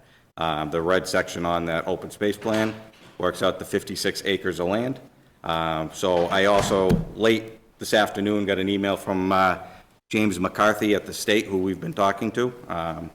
He is in the process of working with his committee and believes that they will take that land. We can provide a copy of this email too, but just to read from his email real quick, he said that the Mass Department of Fish and Game Lands Committee is in process of reviewing the proposal to accept as a donation the 56-acre area shaded in red labeled as Lot 4 on the sketch survey plan. My expectation is that the Lands Committee will vote to approve this donation as an addition to the McKinstry Brook WMA, in which case we can proceed with our due diligence and then work towards a closing over the next few months, assuming that your project moves forward.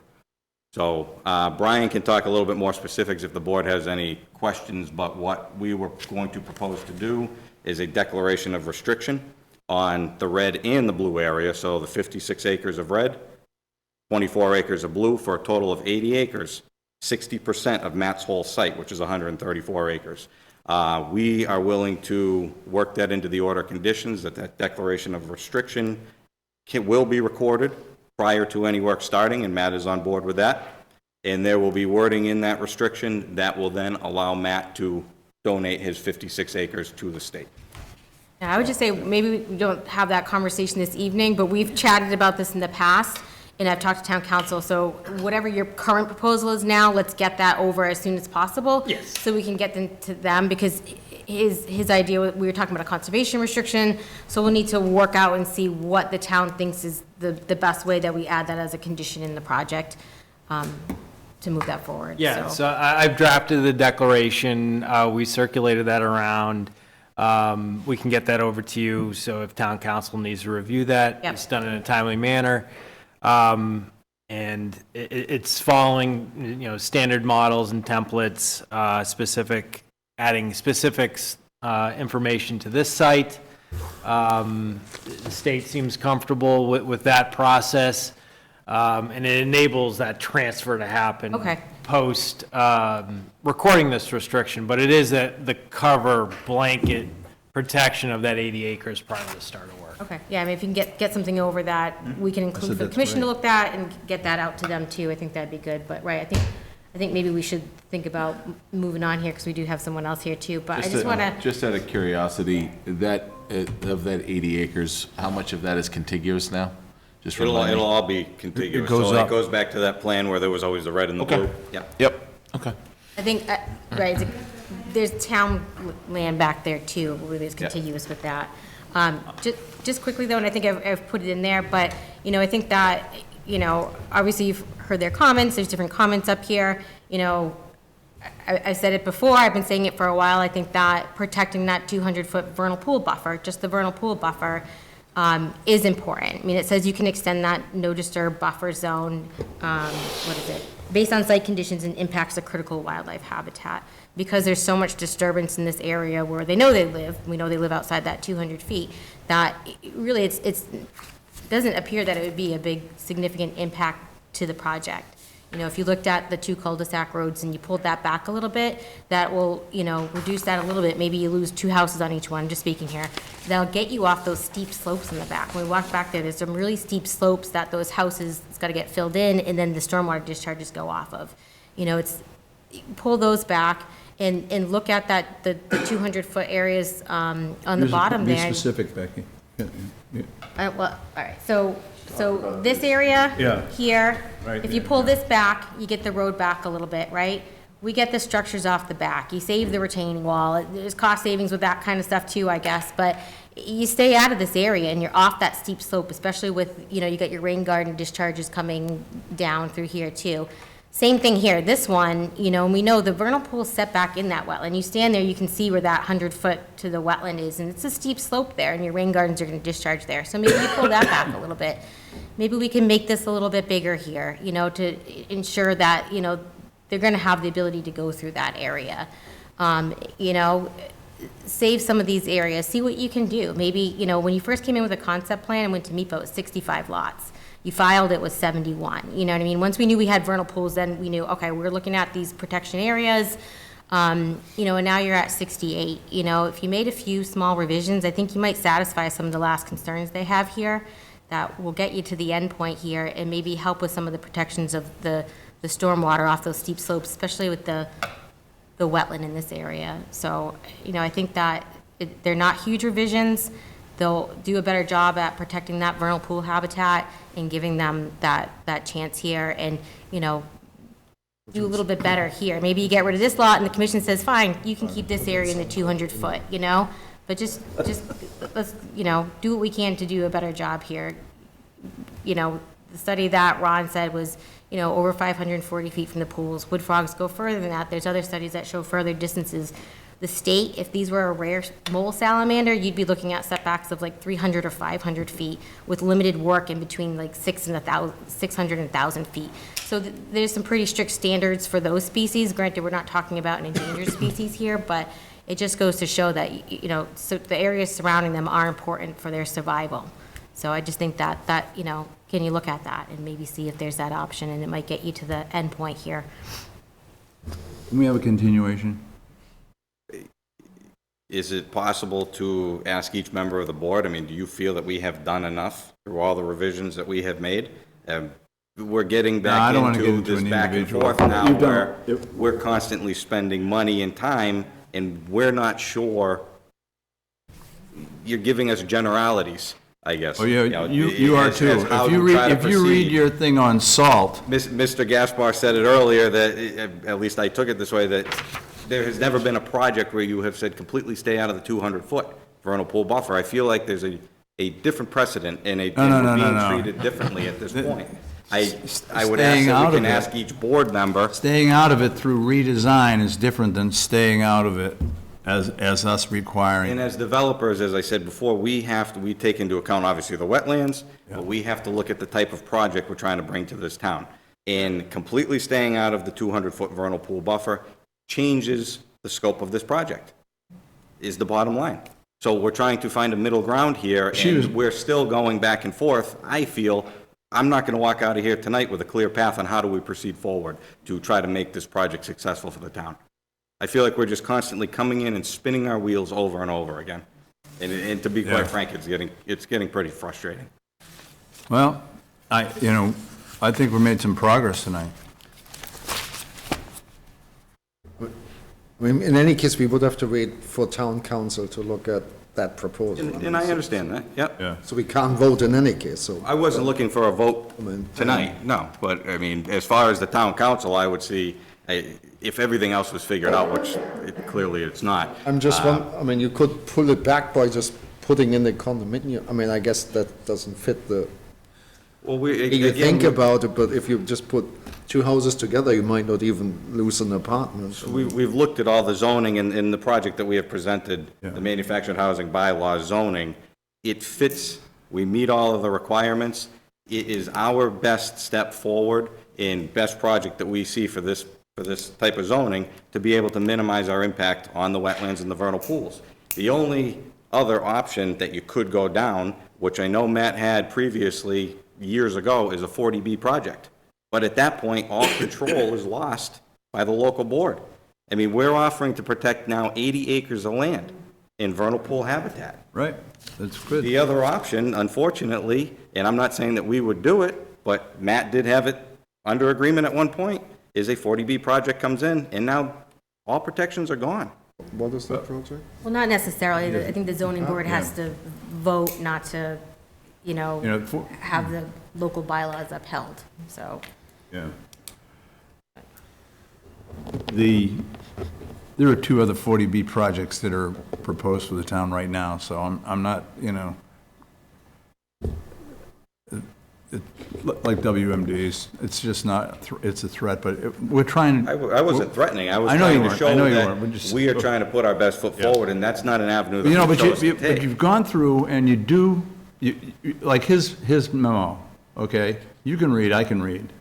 It was redundant of all that we've said from your side for the entire time. Because the same questions keep getting Yeah, but asked of us. here's a good example, just one example. You made a specific statement about what happened with Matt. You gave progress and you gave names.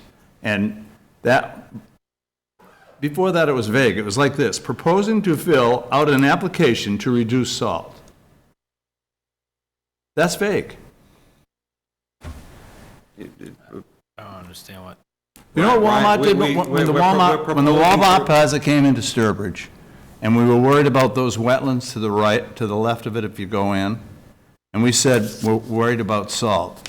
They said there will be no salt in this plaza, and they didn't use salt. I mean, that's a simple solution.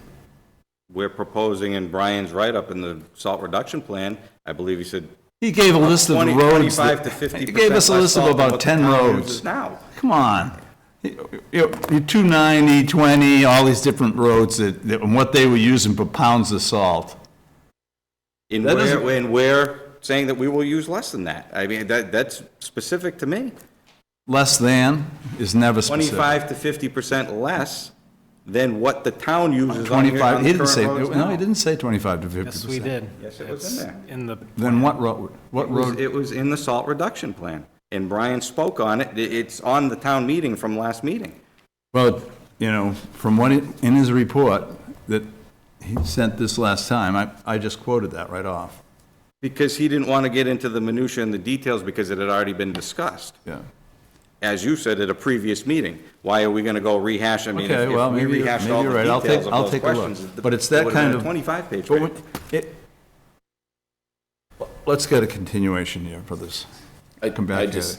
I mean, I think it's disingenuous to say that there haven't been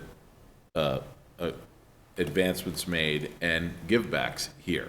You know, I get that we all live in a world where economics doesn't matter, but protection of the wetlands and all of this stuff needs to have some balance, right? And it somewhat offends me at my core to apply, you know me, I'm about not being a hypocrite, applying, having precedence be and applying an equal standard across the board. I feel, no offense, Becky, I feel like you are overselling this 200-foot in this as compared to other projects that have come through. I'm sure you're passionate about it, but other applicants have come through and had not had as much passion behind the buffer zones that are there. All right. Right. First mistake, we can't. So Funny, it's Comparison of, hold it. We're not going to get into a comparison of other applicants. We did make progress tonight. Yeah, I'm just saying that And- it is, and I think we need to leave that there. disingenuous to say that we're not making progress and that they're not. Nobody doing said they this. weren't making, who said that? That was, what I was getting from here. Kind of said that we weren't making progress. Yeah. He still doesn't have any type of a level footing. He asked to pull the group. I don't think that that's an unreasonable ask to get the feeling of the five of us on how we all feel collectively on where it is. That's within the art of negotiation. If he wants to come back with everything specific next week and tell us this is what we're going to have, and this is the best I can do, and I haven't signed this, and I haven't signed that, and I didn't do that, and I did this, and I did that, then we'll take it to a vote, and it'll be either here or gone. That's the way to handle it. How do I know how to move forward with what the specifics are with Oh, Mr. come on, Goodwin? come on. You just said You're yourself- the guy who You just brought up the salt example and didn't even know it was in the report. It was specifically in there, so I can't read your mind. Well, You're thinking that one thing is a generality, we just answered it, that it was specifically written in the you're report. doing a really good job of reading everybody's minds. And you, I just for a said matter of I fact, when can't you read walked minds. into the room and there was one person missing from a meeting, the three of you turned around and went home. The February 16th meeting, there was the two new members, Mr. Stuber and Mr. Winglis, that were not here. The whole purpose of, obviously, withdrawing and resubmitting was to include all five members.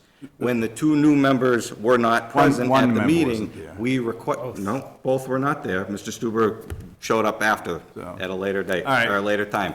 We Would you like a specifically asked continuation? to not open the hearing because the purpose was to bring the two new members up to speed. How can we do that when they're not present? And on top of that, we are all very well versed now in voting and quorum, in what is new evidence and what is not new evidence. So it made no sense for us to open the hearing and have two members not there. That is now their one strike against them, where one more missed meeting and they're not allowed to vote, and we're back in that same perpetual cycle that we have been in for the last 5 months. Would you like a continuation? I would again ask if I can go around to each board member. No. That isn't coming before me. Can I beat the dead horse into the ground a little bit further? Just do we have any relevant projects that we could compare this against? I think it might be a little unfair to utilize a 200-foot buffer argument for a single-family dwelling versus a development of 68 houses. But if we had something of comparison, I can That we- do some research. Can I just make a Get suggestion Yep. to you? I mean, it seems to me we did make some progress. The idea that the land would be donated seemed to be welcomed in some sense. We have to Still in the air. It's still in the air, so, It's well. not in the air. I And just said Becky's- tonight that Matt is committed to it. And Becky made some suggestions how you might change the project to make us a little bit more agreeable, so I think the ball is back in your yard a little bit and see what you can do. and Right. that- All right. That's how I see.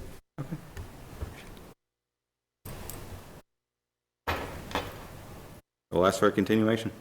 All right. I'd like to make a motion to continue the hearing until April 20th or May 11th? And it shouldn't go longer than 9 April o'clock. 20th. April 20th. I'll second the motion to continue the hearing till April 20th. Any discussion? All in favor? Eric Gaspar in favor? Ted Winglass, aye. Goodwin in favor? Wassenstein in favor? or Bishop in favor? Favor? 5 in favor. Thanks. Thanks so much. All right, guys, thanks for waiting. You're next. You're not done yet? No, we have a couple more things. Yeah, just quickly. You people are patient. Becky? It's a beer year or wine? Yeah, right, exactly. And I just got my tax bill. I thought I'm free for taxes. Thanks, John. Thanks, Ron. You can come on up and sit up here, so I'll just start and explain real quick. So, this is Mr. Mahood. He's the property owner at 23 Old Hamilton Road, where we went out there. So, Old what? this was the property with the 2 ponds with Cedar Lake and the tree cutting that we went out and looked at. Yeah, so he's a newer property owner, new to Massachusetts, bought the property in 2021. As I had told you guys, we notified that some work was occurring out there, made contact with him, went out there, took a look, let him know about the rules, which he said he didn't know about. So we talked about the tree cutting out there and, some of the other things that happened and things he's thinking about doing in the future, and kind of indicated that, the commission would be looking for probably some restoration activities for the impact and loss of trees. Some were dead, some were alive, and talked about, doing a filing afterwards for some of the future things he wants to do too. So we went out and took a site visit last week. We had sent a letter saying we'd like to do a site visit and have him come to the meeting. He couldn't come earlier, so I apologize that you got stuck behind that long discussion there. So, now that the commission got a look at it, my recommendation and what typically would kind of advance here with these type of things is looking at developing a restoration plan, like we talked about out there. Like, maybe you can get a consultant that can help you do that to kind of mitigate for some of that tree removal. Some of that wouldn't have been allowed with the proximity to the wetlands. Or whatnot. So typically, that's how we kind of move forward to address that. If the commission's on board and you're on board, I would say, establish a time frame, have them come back to you with some type of restoration plan for that, and be able to move forward with that. So I don't know what your thoughts are on that. I think that's how we left the site walk, pretty much feeling that way. Yeah. So as far as timeframes, and sometimes, and we talked about this too, enforcement orders can be issued for the restoration plan. If you're cooperative, I don't think that's necessary right now. In order to do the restoration activities, that is how DEP does recommend we do that. And sometimes you can say, I'm requiring you to do a restoration plan. If he's cooperative, I don't think you need to do that right now. Bond the restoration plan? What's that? Did you bond that? Bond it? Yeah. Well, I don't know. That's a good question. Well, then that generally motivates people to get it done. If you Yeah, get yeah. money tied up. Yeah, but right, if you get have someone help him, get a restoration plan, bring it back to you. I don't know if you want to say maybe come back for the May meeting. It might be 2 weeks might not be enough time. I don't know with your schedule. I know you travel and. Yes. Okay. I just want to say that I didn't know what's all the terms here I'm first time homeowner and first time ever been in a meeting like this. Learned a lot tonight. Yes, I was listening to the guys and I thought I'm in a deep trouble, so I'm sorry. Whatever I done, I promise, wasn't meant to be breaking any laws or anything. The only thing, as I explained to you, was some of the dead trees and some of the trees that leaning toward the house and you went to the site, and so I didn't move anything from the trees I cut, whatever you saw. Yeah, yeah. That was all there. Yeah, you left the evidence. Yes, I'm smart. So the only cleaning and no more than that. And I send you some pictures. There's still some trees that leaning toward the house that I'm You have afraid concern that with? yes. Yeah. And some dead trees that I wish I can remove it. I haven't touched anything since I received her note, and I'm willing to do whatever. I received your email about the restoration, but I didn't know what's the harm I done, so I can come up with the plan. Yeah. I'm willing to work with anybody, but just part of doing the stuff, because again, I thought it's a symbol, and I was trying to save some of the costs that I unnecessary, but anything that you guys think it's necessary, I'm guilty and I'm ready to do whatever. Yes. I think, you know, a wetland consultant or arborist could help with that. Whatever you say, I'm okay with that, as long as we back on We can the. provide the names of some people who can, who have done these type of things that can assist you. We can't tell you who to use or make recommendations, but we can give you names of people. I think I said a few when I was out there, but I'll give you some more. You know, and this doesn't have to be an engineered site plan or anything. It can be a sketch that's done that shows where the trees were taken out, you know, typically like What you what they propose to put were. back in. Exactly, what you're proposing to put back in and kind of where, as a starting point. And then as we're working towards that, we can talk about those two leaning trees. Maybe, you know, if you have this person helping you, they can look at them and assess them and, you know, let the commission know, you know, are they a safety concern or whatnot. That's kind of typically the process. They're a little bit further from the wetland, but we did lose all those trees near the wetland, so I'm not sure the commission will view that, but typically when there's some type of safety concern or something, there's the ability to remove those. Maybe, you know, you can propose some additional plantings to mitigate for those coming out too with that restoration plan. The other things you want to do, you know, when I met you out there, you had your contractor too. I would not do anything. I stopped doing anything. Okay, no, I know, Yes, yep. so there is nothing. I said Yeah. I wanted to do before I know I'm in the wetland and I'm doing. Yep, no, So but when my you get. project is all seized. The only thing in the house that I taken the permit, I start knowing that, so I'm Yep. working with the permit. Like if I plant a small tree, you will see me in your office before I put it in. I promise. No, I just mean, if and when you want to move forward with that project, you will have to go through like a full application process, and you'll need an engineered plan for that. Yeah. So that's something that will, you know, you'll have to plan for that in the future, but you don't have to do an engineered I plan will use now. your help when I'm there, I will. Yep. I'm confused with all the stuff, so I'm just Help want you to out. focus on what I done to fix. Perfect. And then move on to the next step, and then we'll go. That's what we want from you to there. do. Yeah. And then there's those piles, those burn piles, and there's that chimney on the slope. I think that those should get removed as soon as possible. There's a is there- plan to remove, but as I said, when I met with you, I didn't touch anything then. Even the trash that I told you I wanted to remove it, but I didn't want to touch anything until meet with you guys and Yeah. make sure I'm. Yeah. Do you think you could remove those piles soon? I told you I'm observing the fasting month. Okay. Yeah, it's hard to do any project now in my house. There is no hot water or anything, so I'm not even living there. I'm living in my office now. Okay. So it's just my How my come you're life so- is a little how come bit. you're so pleasant? When you're fasting. Last time I ate was 12 o'clock last night, so Oh, I okay. still haven't eaten my dinner, so yes, please forgive me if I. The sun has been down for a while. Every night, right? You eat every night. Yes, after sunset you can eat, yeah. Yeah, but it's like. My friend just came from Philadelphia visiting me, so he haven't eaten yet, so. Oh, geez. Yeah, so he ate. We better get him going. All the restaurants close at 9:30 this town. So, So the next step for me to do yeah, is a it's, symbol. yep, we'll give you some names of people that you can contact that can help you with that restoration plan. Like I said, you don't have to use them. They're just examples of people who have done these type of things. If I want to do the project myself, like if I would keep in touch with you and tell you, okay, I'm gonna plant this tree, this could be native, or is that something? All right, could well, work I on would that? say sketch what you got, where the location of all the trees you took out, house, all of that, the amount of trees. I mean, there's some that were dead and some alive, there needs to be differentiate those. And then, you know, you're gonna need to replant trees.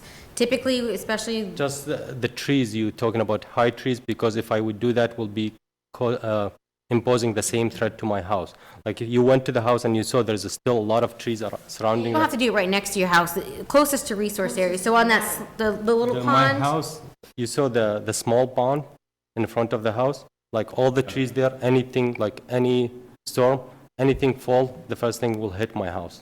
Yeah, And well, you that's saw up to the these, Yeah. these guys what you want. You know, typically they look for Yeah. trees where appropriate. Who are you gonna recommend for him? Well, I mean, there's wetland consultants that do restoration plans, there's arborists. Who? You know, if you wanted someone who's an arborist, we have Ganesh Tree in town, he's done some restoration plans. Get Joe out there. Right, Get yeah. Joe out there. You Have- can he'll get an tell you. arborist to help you. With a professional assistance, probably faster. Yeah, and he'll tell you, more and accurate. he's reasonable. I have him do mine, and he'll tell you what's dangerous and what isn't. And make recommendations what to plant there that Yeah. won't cause impacts for your property. Okay. I'll Good email short, it. and long-term stuff, yeah. So, with that, so I think it's good to set timeframes with things to make sure, you know, things keep moving forward. We don't have enough time to get something back for our next meeting. The next meeting after that's May 11th. If you could submit something, you know, before the end of April, give you a month, say 30 days from now, can you get us a plan from someone, do you think? And then, I've been trying to do some project, and I know it's like a very long waiting list to get any project even looked at it. So I don't know these guys that you're recommending, if the they have. arborist is pretty quick, you know, I don't think you'd have that same issue as like an Yeah, I mean, engineer. I've started Oh, that was contacting them. amazing what you just saw. What you just saw was not normal. Yeah.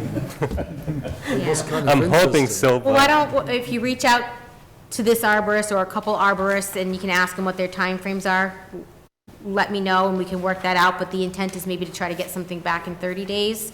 If they don't have the ability to do something like that and they say, I need 45, then I think that the board will be fine with that, maybe, you know, but I don't think you're gonna have an issue with an arborist to get them to help you do I will something. start working, I will keep you update, whatever they say. If they have time for me, I will start with Okay. them tomorrow. Okay, sounds good.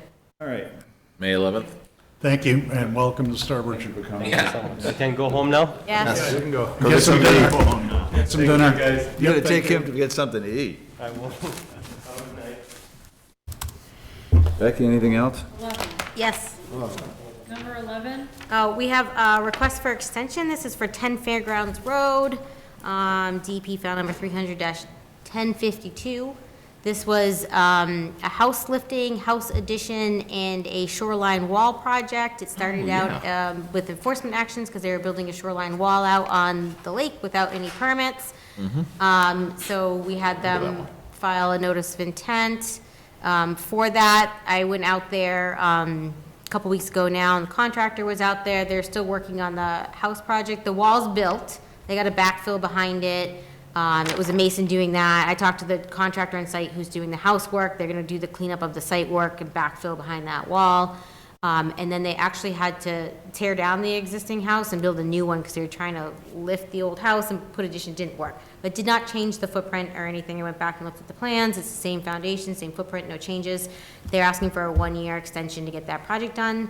I recommend issuing that. Okay. Recommendation? Yeah, motion to approve the 1-year extension. Just out of curiosity, though, how'd the shoreline wall look? No? Wall's built, it's fine, you know what I mean? It wasn't, they cleaned up really well in front of there. That was one of my biggest issues when they were working on it. You know, probably didn't need a wall there, but, you know, it's built, it's standing up straight. They got a backfill and crushed stone and stuff like that behind it, but. Okay. I'll second the motion to continue 10 Fairground Road for 1 year. Discussion? All in favor? Eric Gaspar in favor? Ted Winglass, aye. Goodwin? Yes. Sounds good. Just so you guys know, the state issued an extension on the virtual/hybrid meetings to March of 2025, just so you know, so you can keep moving I'll be along. remote April 20th. Okay, and you will be too, maybe? Yeah. Okay. I'll be on the vineyard fishing. Florida, taking care of my mom. I can get online for that. So you just dial in like these guys do? and- Use the link. Computer. Huh? A lot better on the computer. No, I lied, it was June. Yeah, Yeah, like one guy called on the phone, he was Yeah, on there, no, so no, he no, can't I'll be see on my anything. Yeah, laptop. there's a link, you'll see It's easy. whatever's on the You screen. have to download the app first. Yeah. I don't know how to do that. Just go to meeting. I'd be surprised if you didn't already have it. Go to meeting 1,000 times. You want them? Do you want me to nominate? Although I dumped it into Teams. Oh, the minutes, sorry. problem, people don't No, have we Teams. didn't get them done in time, so, yeah. Anything else, Beck? Letter of support for the. Oh, yeah. What? See, good thing Aaron's here. 16, we need to vote on 16 also. Yeah, so, the Board of Selectmen office, sorry, I didn't bring the letter with me, got a letter from Fish and Wildlife, looking for, a letter of support from the Board of Selectmen for, they're acquiring, or they're looking to acquire 181 Breakneck Road. It's the Misselwitz property. It abuts Fish and Wildlife land, and they're working with the property owner, so they're looking for a letter of support from the Board of Selectmen, so I said I'd put it on the agenda. It's southernmost parcel, it's near Connecticut border. It was, when the horse racetrack park came in, it was the one on the opposite side that they were just gonna put a well on. So it's contiguous with, a whole area of protected land under Fish and Wildlife.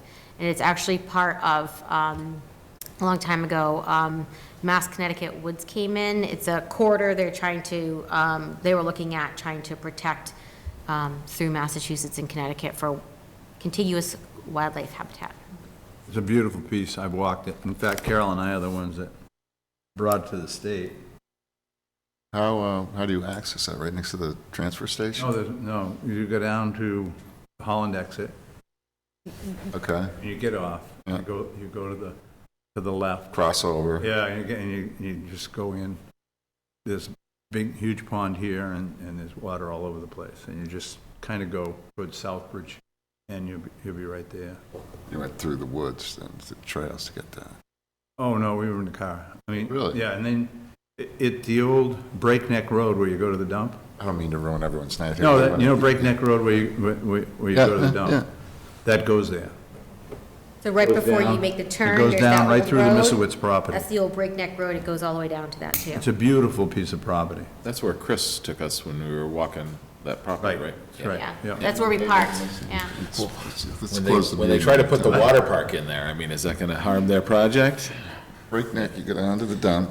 Is there any drawback to, And you go right through the gate. is there any You just go drawback back beyond the to dump. supporting Just keep it on. supporting Never this? gone down. No, As you can see. it doesn't have any road It's all- frontage, all so Holland. All right. Well, itself, it's inaccessible, I wish think. Carol was here. I'd have I'd her. like to make a She motion can show you all that this. we support the acquisition, Yeah. that we support the acquisition of that property to the Board of Selectmen. And I second that motion. You're looking for that kind of a Any vote. discussion? It's beautiful. You should support it. And it's the state that's buying it. Yep. Support, it's The the, fishing game land. good. I support it. All in favor? Voting Eric commission Gaspar in supports favor. it. Fred Winkler, Great. favor? Bishop in Open favor? open to hunting, Ted, open to hunting, Yeah, hunting, fishing, yeah. passive recreation.